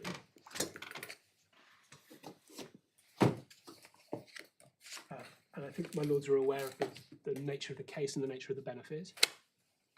So in view of time, I will dive straight in Yes. to page 1825, paragraph 23. Paragraph 22 and 23, these are the ones that you saw yesterday.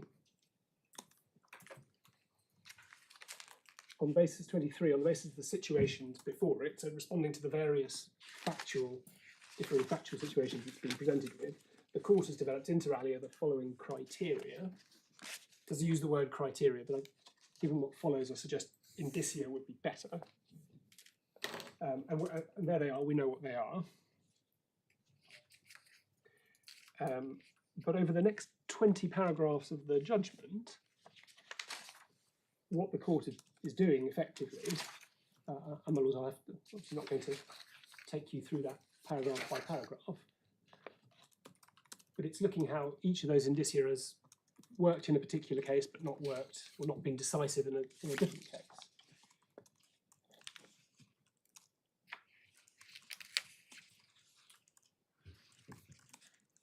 And where that leads us to, paragraph 43, page 1829,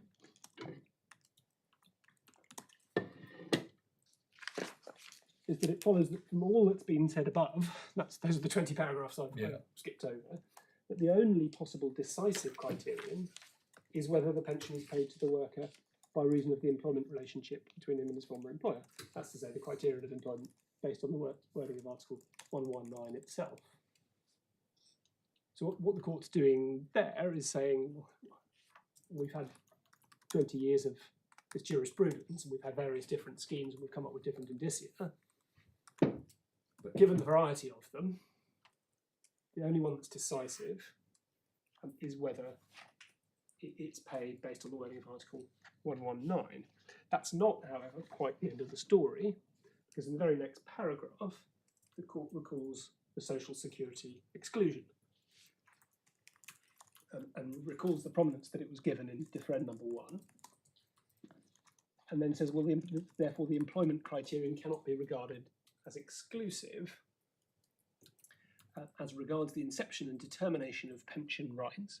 The pensions paid by statutory social security schemes may reflect wholly in part pay in respect of work, but nevertheless fall outside the scope of Article 119.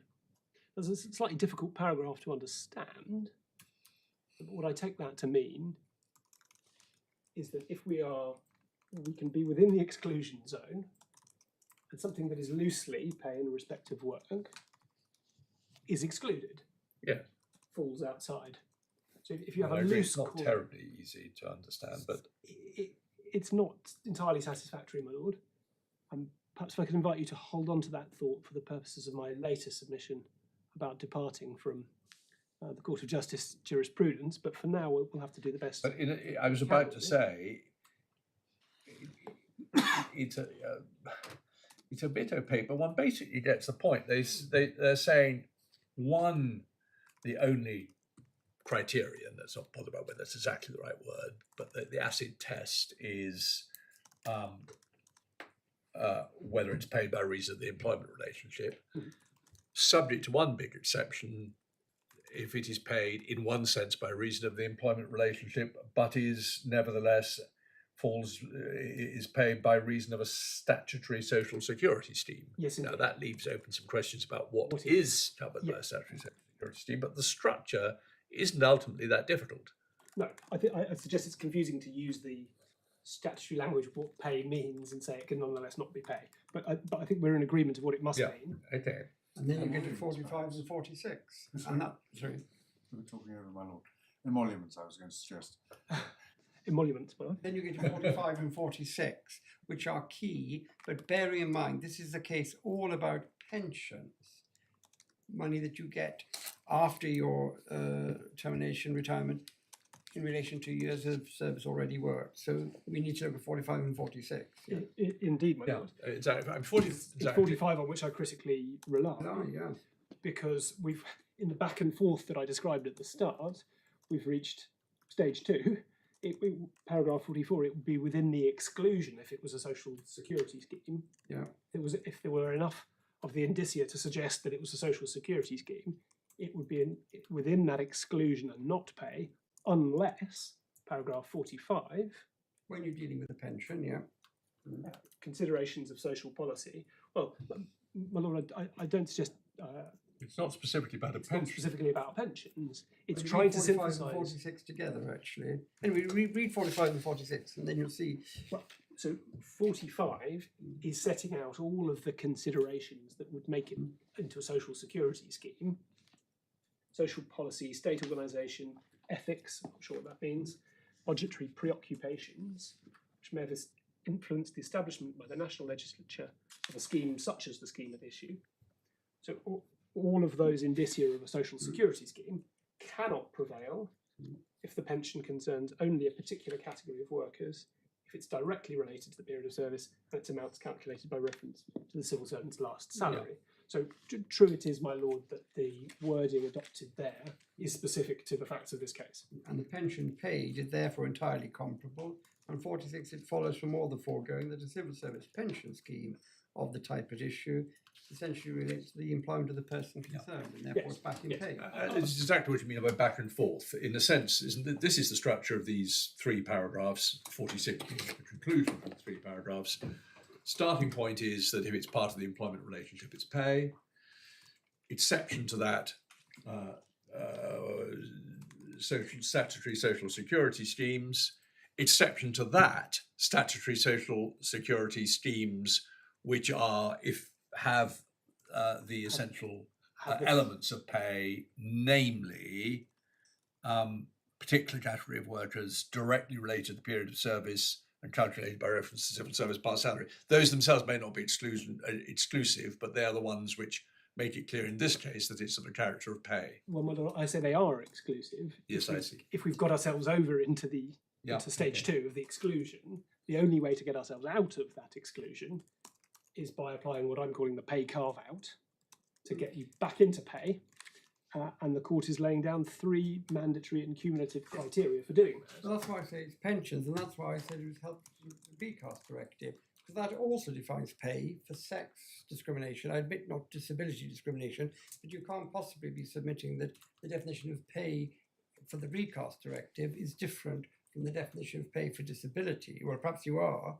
And if you go to the recast directive, when you go to a different type of state social security system or social security system, namely industrial injury compensation, then that is still within pay.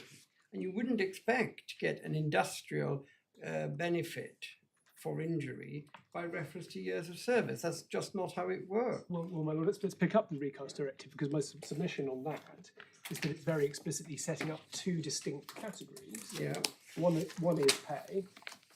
I don't disagree with my lord, but that would bear the same meaning. Yeah, I mean, there can't be a different meaning for pay for the recast and the one that you're relying on.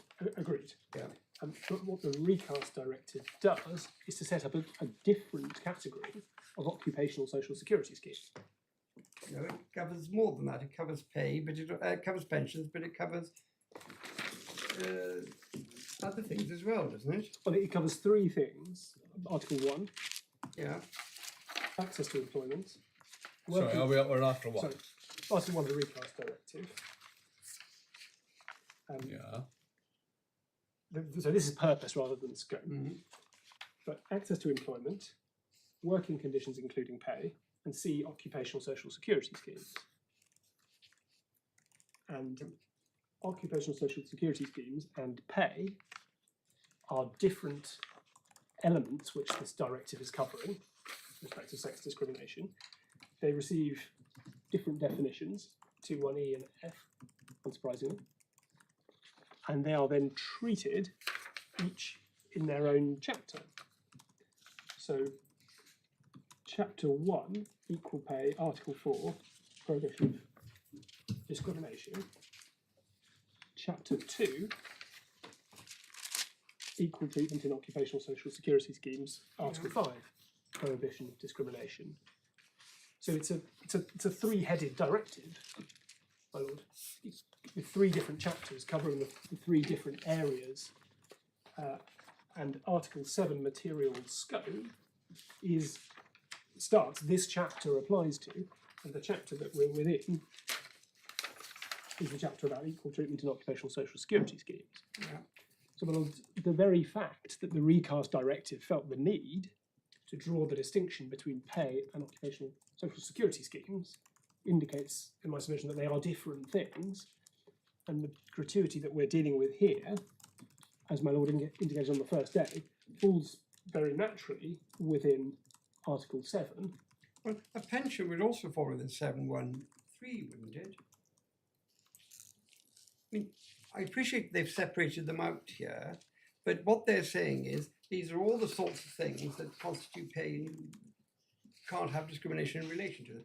You can't have discrimination in relation to old age pensions, save for the general state system, and you've seen how that worked out in Buna.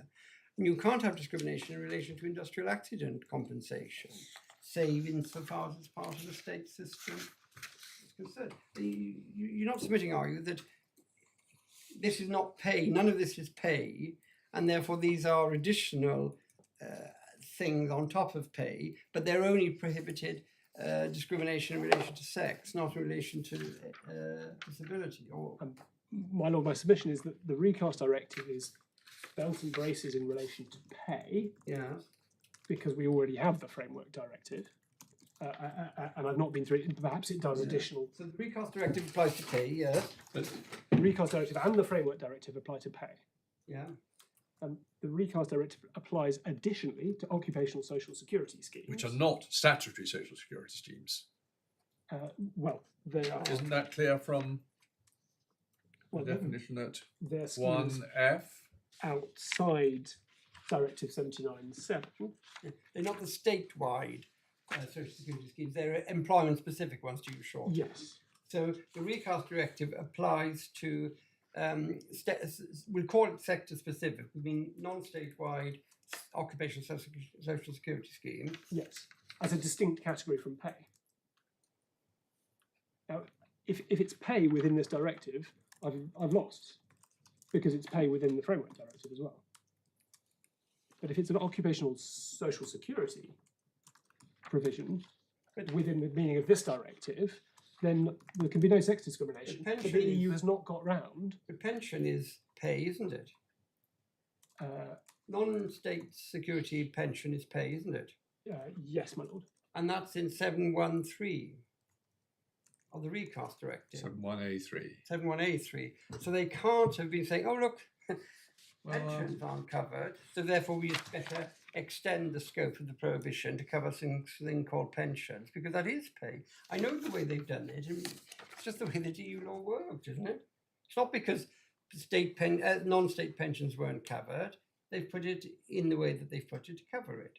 And the thing that we've got is an industrial injuries compensation, which is different from Different again. benefits. And we haven't got case law on that, but the same principles one would have thought would have applied. Well, my lord, my submission, it's different again from a pension. Yes, clearly. And clearly that's the core of all of the respondent submissions, that it doesn't fall within definition of So the pension. recast directive prohibits sex discrimination in relation to industrial injuries, but not because it's pay, and there's nothing to prohibit discrimination on grounds of disability in relation to industrial benefits. Is that it? That's correct, my lord. Hold Yes. on a moment. So sex discrimination prohibited in relation to industrial injuries benefits, albeit not pay, but disability discrimination, presumably some of the others too, is not prohibited. Yes, my lord.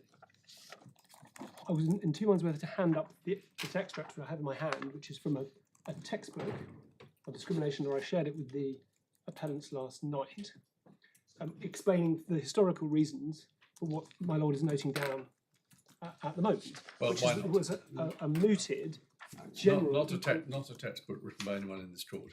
No, my lord, although I believe she was the pupil supervisor to Mr. Tolly.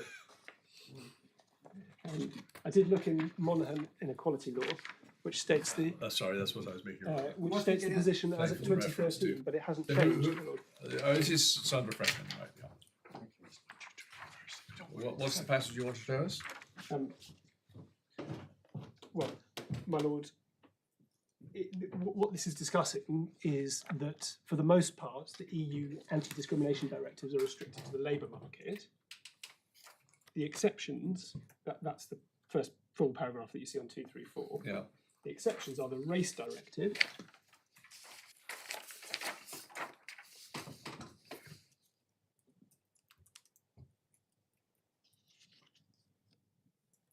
and the Yeah. recast directive. And the what directive? And the recast directive. Yes, I see.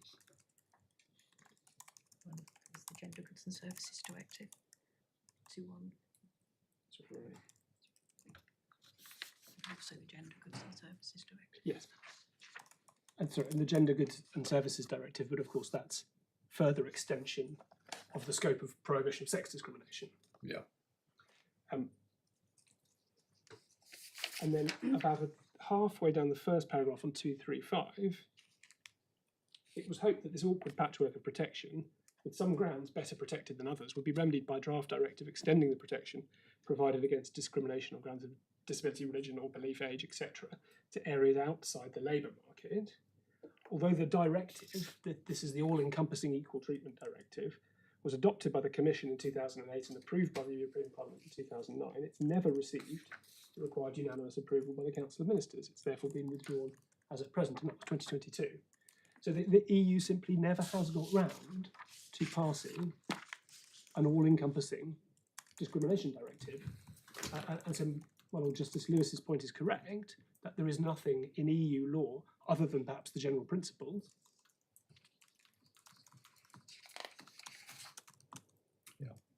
Okay.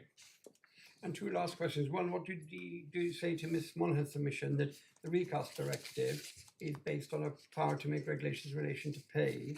And is there anything in the recitals that suggests that they're drawing a distinction between pay and industrial injuries benefits, pensions and other forms of well, security? well, clearly one thing it is doing is making provision about implementing Article 1413 of the treaty, and it says that in the not even the recitals, the preambles, having regard to the treaty. I don't think that's an enabling power in the way we understand primary and secondary legislation in domestic law. So there isn't a VIOE's point, and there are several having regards to, and the directive is doing several things. One of which is furthering Article 141 of the treaty. In respect of the distinction, yes, I do say you see that in recital 14. My lords.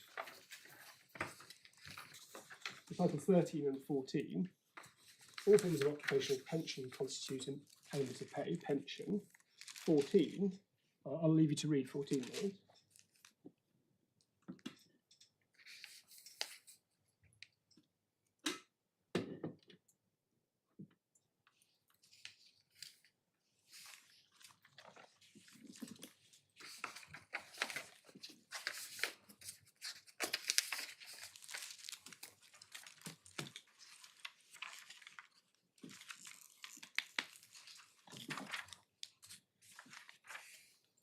it's giving legislative force, albeit only in a recital, to the three criteria in B.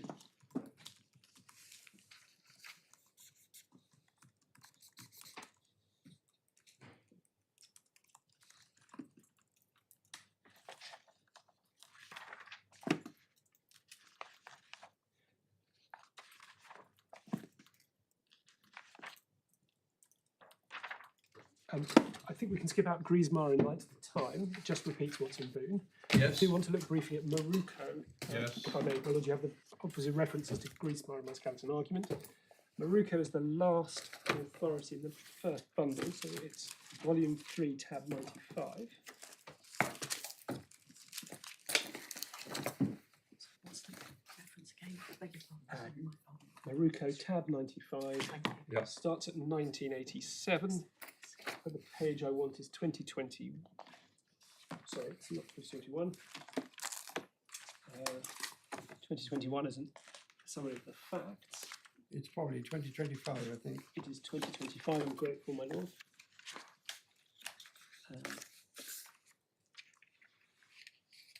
Well, I mean, the chain of reasoning starts on 2024 at paragraph 40. Yep. Stating that effectively the back and forth that we've seen before, the general exception for social security schemes, provided they don't amount to pay, paragraph 42. Paragraph 43 then gives you the 141 definition. And then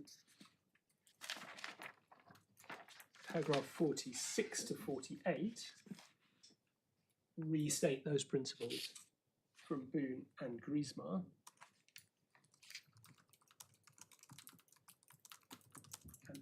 Yeah, that's just 46 to 48 is a straight lift. A straight lift, but my lord, you'll note the extent of the references to previous court. Yes, but I mean, they don't add anything. This is the way I'm that. sure they don't, but that's by way of showing you that this has become a stable Yeah. element of the test by the time we get to Maruco in 2008. What I would draw your attention to, my lord, is how that's then applied. Paragraph 49, the scheme is the product of collective bargaining. Paragraph 50, it's common ground the schemes financed exclusively by workers and employers So, okay. without any financial involvement by the state.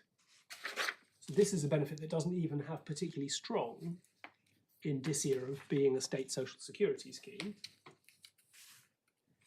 So the second point was common ground. What was the first point? Sorry, the first point. Sorry, the second point was financed exclusively by the workers. And employers. 49 collective agreement, result of collective agreement. 50, financed by workers and 49. employers. I'm so sorry. Yes, the original. Thank you. 50. So, yeah. Sorry if I'm going too fast. No, it's my fault. And then it's a particular 53 particular category of workers. So we're quite a long way here from the classic or nationwide state security benefits. But despite all of that, they go on at 54 and 55 to apply the three criteria. Furthermore, as regards the criterion, the pension must be directly related to the period of service. And one sees at 54 how that was fulfilled, 54 and 55.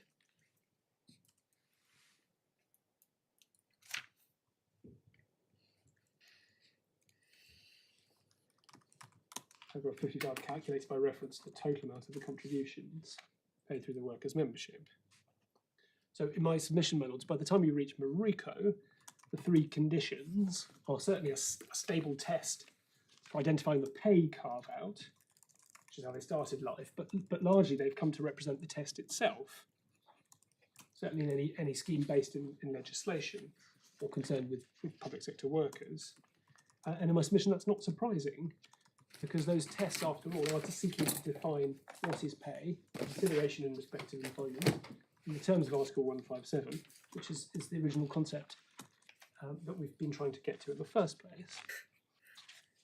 Yes. So applying all of that case law to the PIBR, I say we absolutely are in the territory where the three conditions have to be met. in order for the Regulation 12 gratuity to be paid. And we have a non-contributory benefit. Sorry, so we have. In Regulation 12, it's a non-contributory benefit. Members, you don't even have to be a member of the police pension scheme.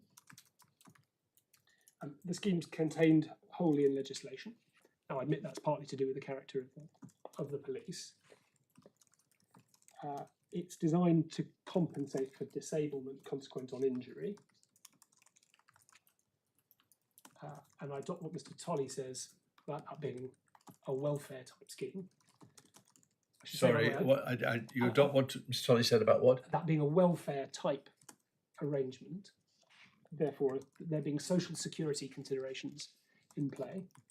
We're talking about someone whose injury means they can't earn anything in any employment. Sorry, this is.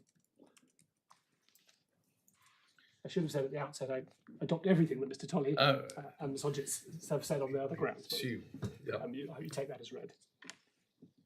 And there's been no collective bargaining or formal agreement in the traditional sense resulting in this payment.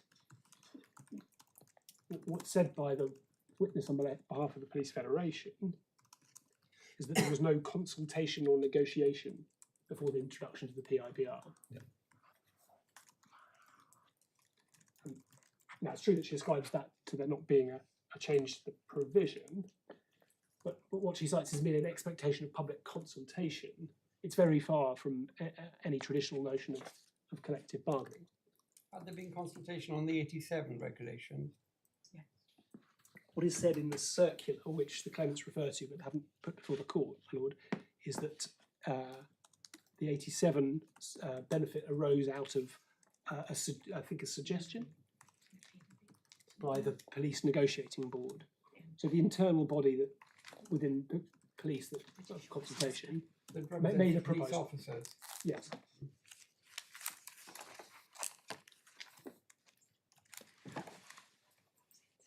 But, my lords, particularly in light of the way this is treated in Morocco, I'd say those indicia are more than enough to bring us within the Article 3 exclusion zone, from which the only escape is the application of the 3 criteria in Boone and Morocco. I mean, part of the problem about the whole of this analysis, I see you have to do it this way because this is what the case is dealt with. But we don't actually have a consideration of injury benefits at all. It's terra incognita, and you have to you can apply the observations, but in these cases, and both sides find things that help them.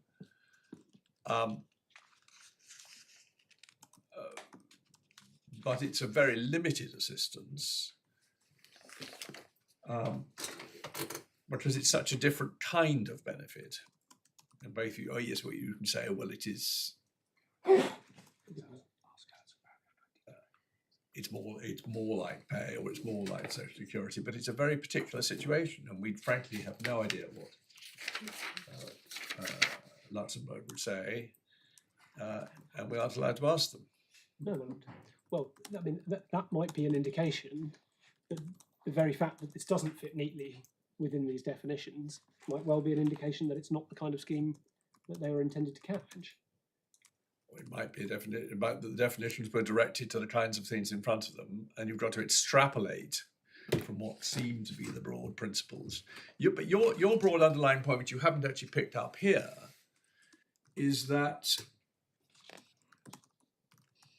it's only likely to be pay if it reflects the work wage bargain. And even the furthest extensions of the concept of pay, which to me seems obviously to be Seymour-Smith, which is unfair dismissal compensation, is best explained as pretty explicitly compensation for loss of the work which you've been unable to do.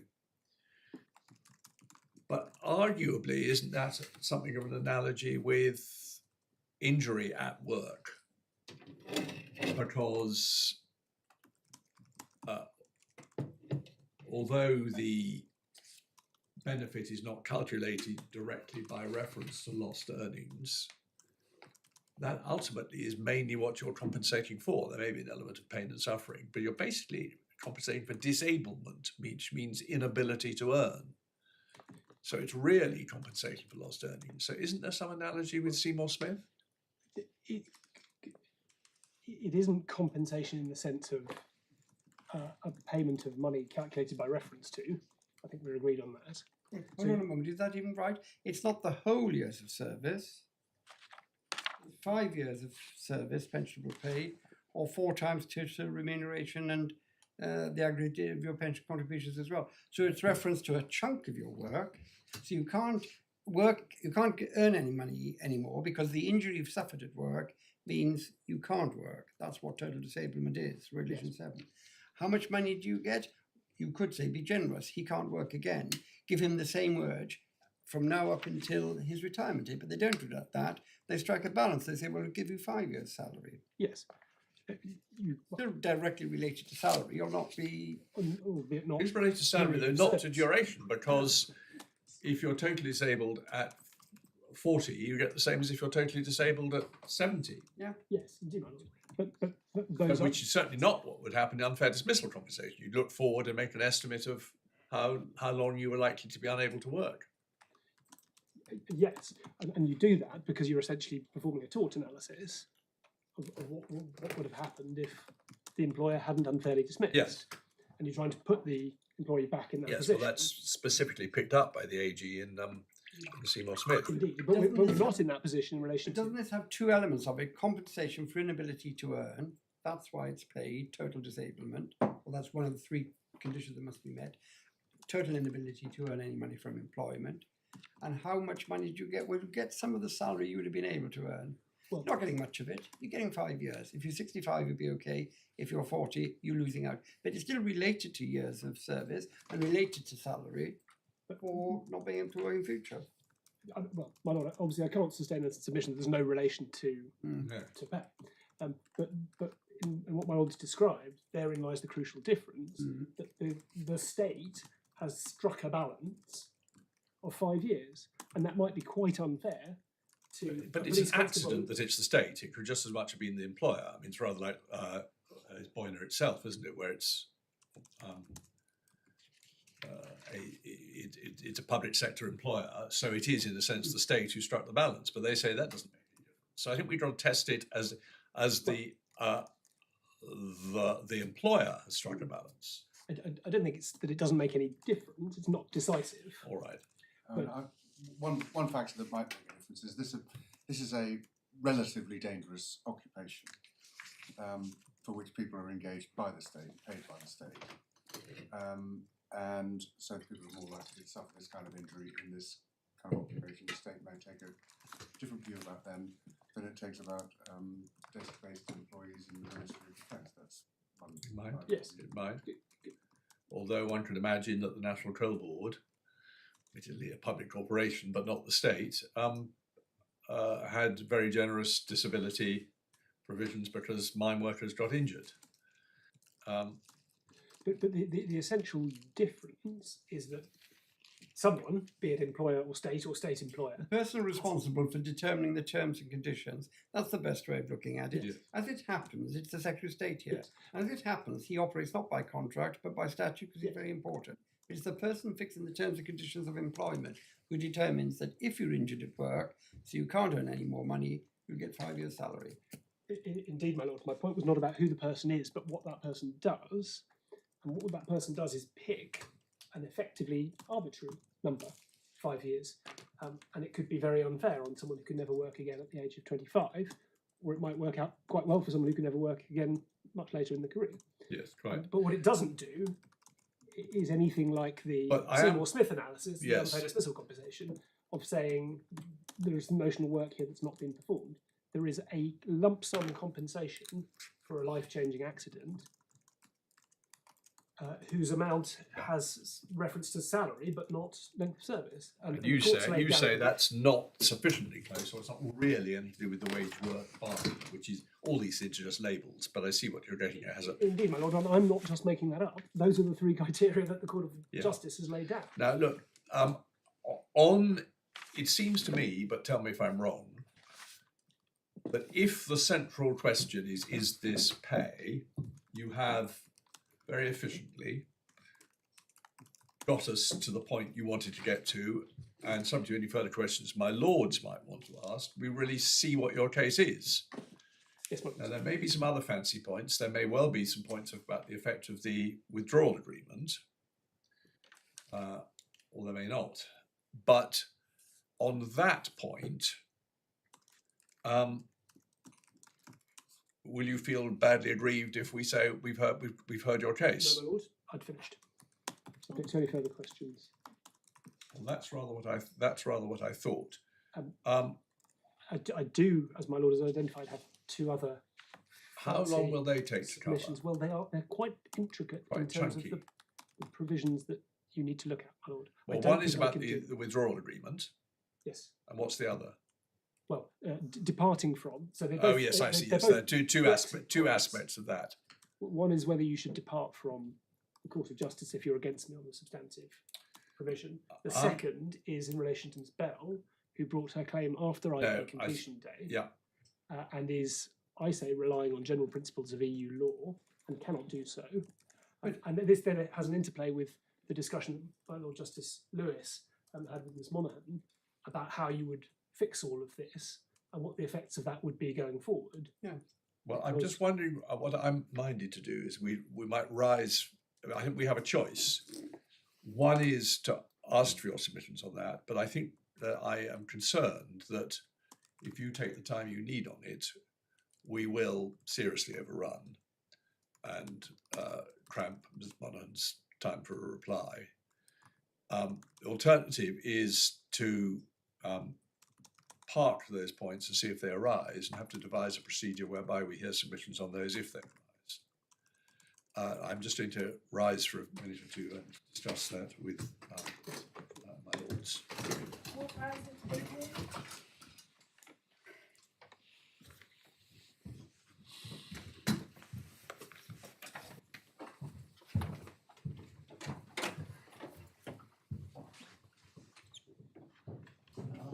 Please be aware that the live stream will continue while they're. Okay. Thank you So very if much. you want to talk about it, please. Yes, thank you, much appreciated. Do you want some?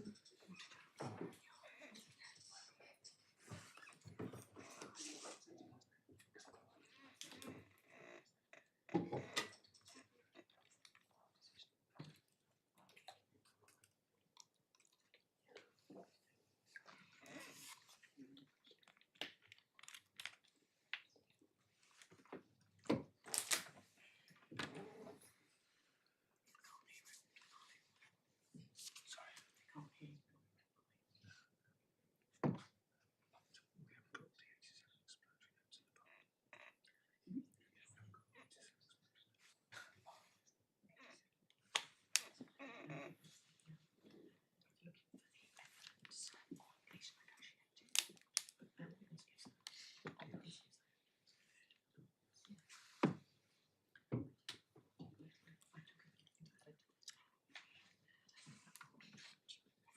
That's one of our colleagues. He's part of the collective body. You know, pleased.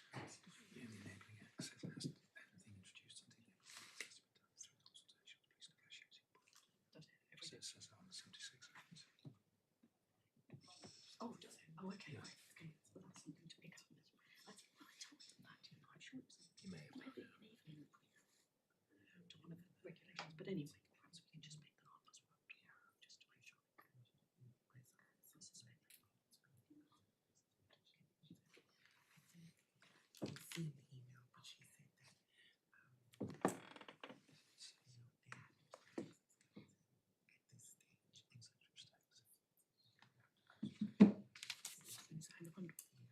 Oh, sorry.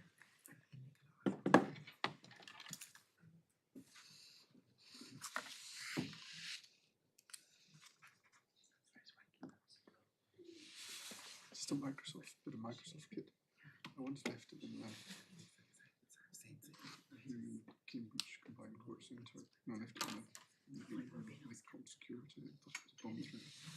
I did point out that it's powered by 2 AAA batteries, which struck me as having insufficient explosive power, but they weren't being used by that point. Court rise at the table.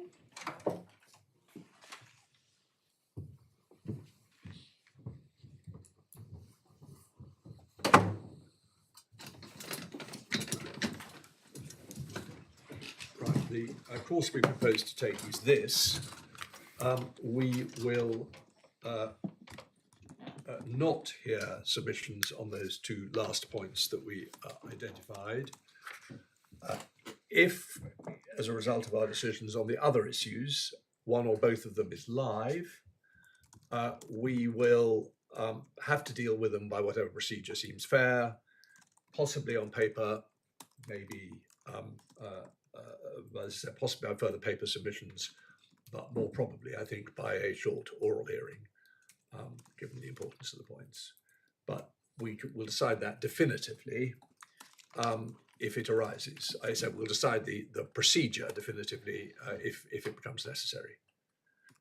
Yes, my lord, I'm grateful.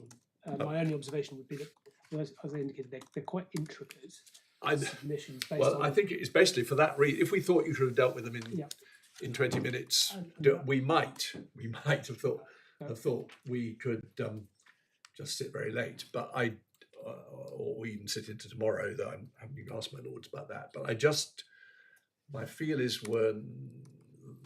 they need a bit more reflection than everyone has given them so far. And I would not have liked to take them at a canter as I did with the material. Very well. The court's more familiar. Very well. All I wanted to say, and I apologise for interrupting, is that formally, may I say that I adopt my letter of friend submissions in relation to gratuity. Thank you. I think you'd said in advance you were going to, but I agreed. It's just as well to have done it. Well, Ms. Monaghan, obviously that still leaves you with some points for reply, but not perhaps on the areas which have been barely explored. The rest is all fairly familiar stuff. So I hope you can be reasonably succinct. Well, very succinct. I will be very succinct. I will be very, very succinct.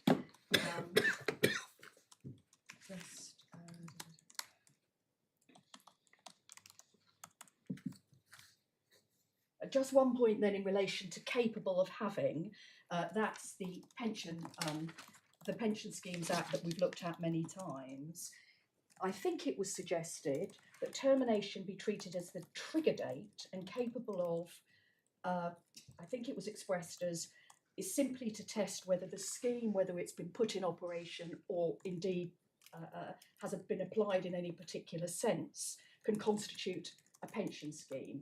I think I made this point orally, but just in case, this is not concerned with, and I think this was accepted by Mr. Tolley, indeed advocated by Mr. Tolley, this is not concerned with how it applies in a particular case. This is concerned with whether or not, in its form, its written form, the way it's constituted, it is capable of constituting a pension scheme. Capable of having that effect. So capable of providing benefits on retirement and so on, and termination. We say, plainly we meet that threshold. It is capable of having effect. And if it didn't mean anything else, those words wouldn't be there. They could simply be excised without changing the meaning of the paragraph. It could simply be, in one or more instruments or agreements, having effect so as to provide benefits to or in respect of people on termination of service. It would add nothing to the meaning of the words, the provision, the subparagraph. And of course, as has already been observed, payable on termination was removed. I think I'm endeavouring not to repeat myself, which is the temptation. So if I may just pick up a further point. In our submission, there's nothing in the point with respect that other conditions must be met before the benefit is payable. So in this case, permanent disability and so on. Permanent disability occurred during the execution of an officer's duty. Many benefits, including on retirement, pension benefits, are conditional on service, for example. Next point, complexity. My lords, the employment tribunals hear some of the most complex pension cases. The most complex. This is one of them, as we're all here. In my respectful submission, there's nothing in the point that it might be too complex for an employment tribunal and should be put off to a High Court judge. They are used to dealing with matters like this. They'll have a feel for things like justification in the context of the labour market and so on, in a way that perhaps a High Court judge may not have the same degree of experience of. Next point, in relation to Rees-Harper, my submission, it doesn't help at all.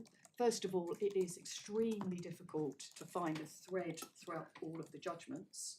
There's some, Lord Nichols seems to be the most favoured, but there are differences. One can't say there is a clear indication of what their lordships thought in Rees-Harper. Certainly one of my rules in life is that on a discrimination case, Lord Nichols is almost certainly right. Yeah.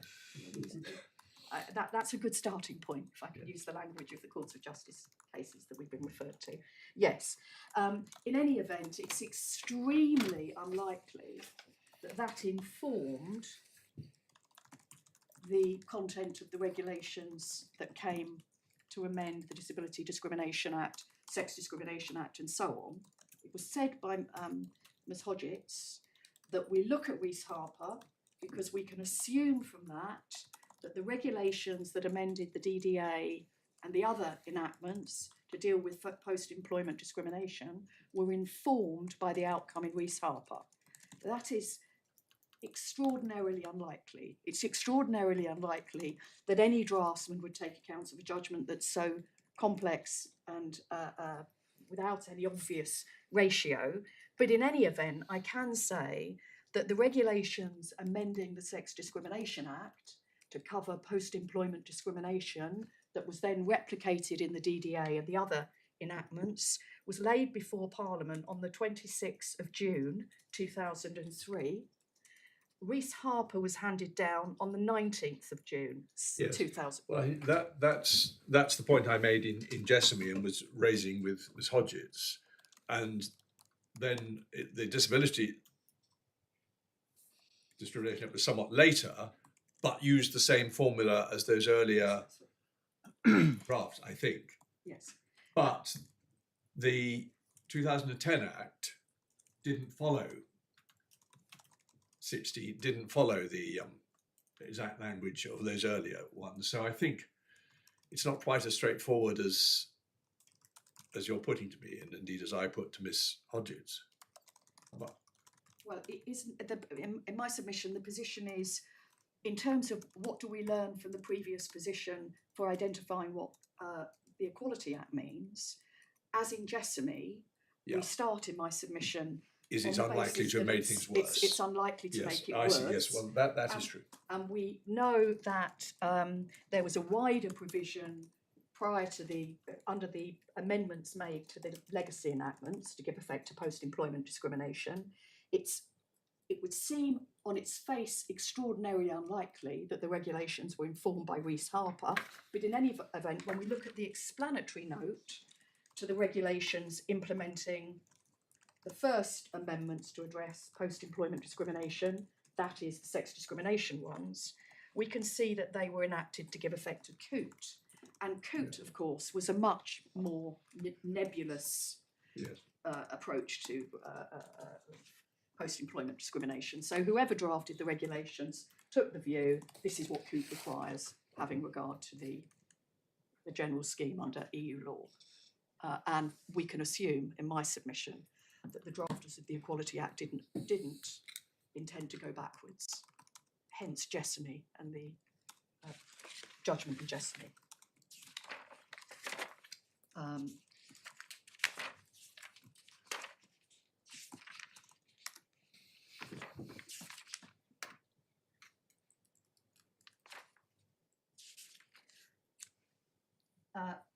Elliot, I don't need to take your lordships back to it, but may I just observe, I think my Lord Justice Lewis has already picked this up, but just in case I misunderstood it, in Elliot, of course, it was about the tribunal misdirecting itself, and it was remitted for a fresh hearing so that the tribunal could direct itself properly as to the legal test.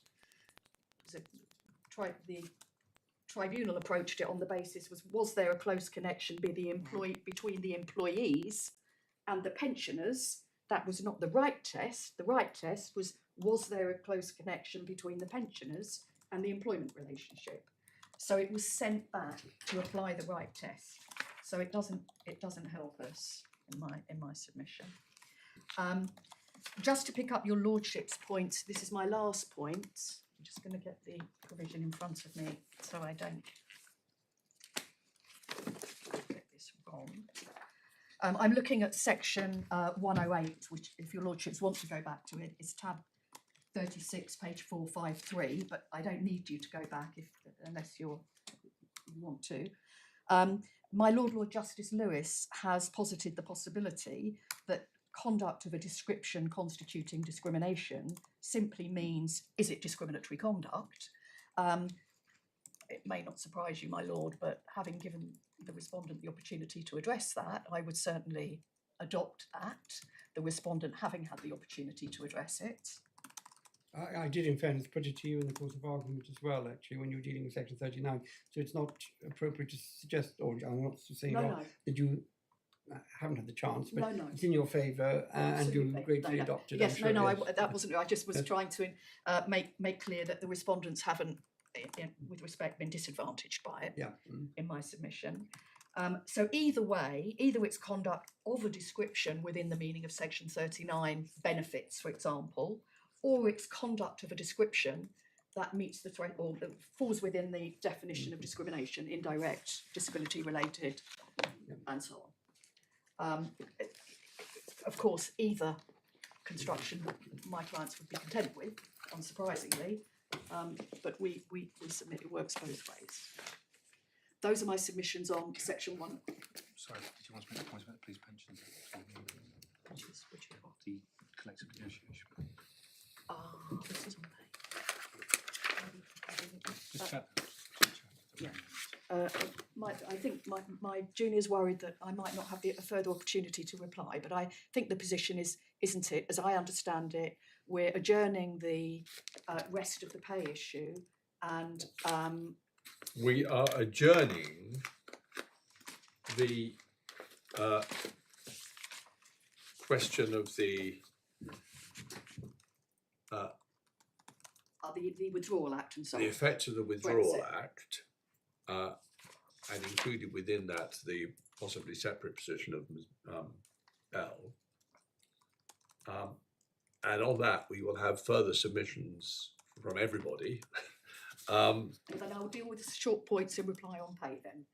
I sort of put the whole thing over in relation to... Oh, I see. No, the rest of the stuff on pay, no, that's still live. Then I will deal with that now then. I beg your pardon. I've only got a few points. First of all, I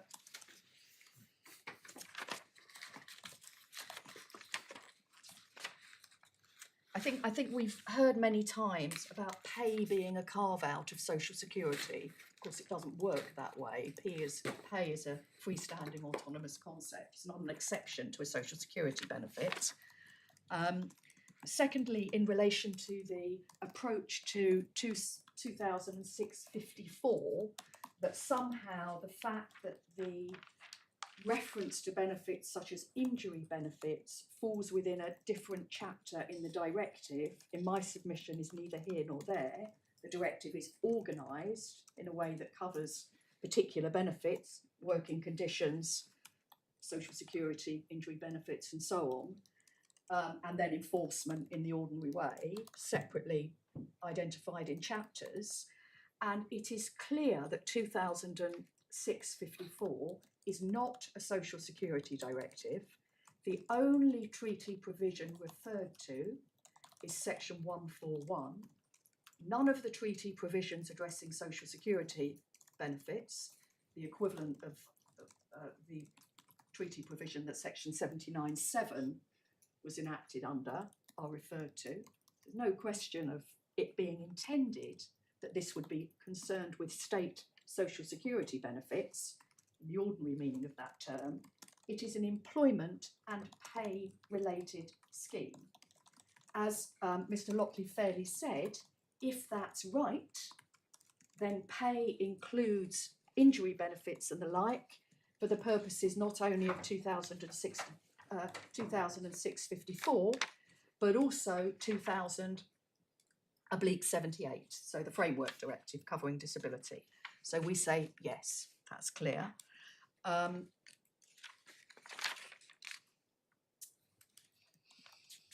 think the other things I would only be repeating myself. I've got one further point, but I'm just going to lean over to get the reference if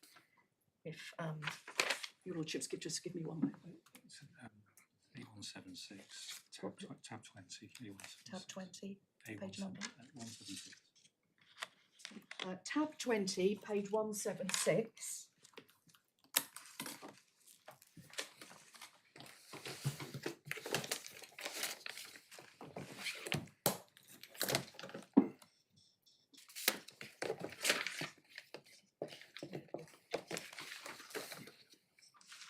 This is the Enabling Act for the regulations we're concerned with. Yes. And if your lordships look at section 1.1, regulations to be made by the Secretary of State with the consent of the Minister for Civil Service and after consultation with the appropriate advisory or negotiating body. And that's the police negotiating body presently. So there is a consultation with staff side or the employees side.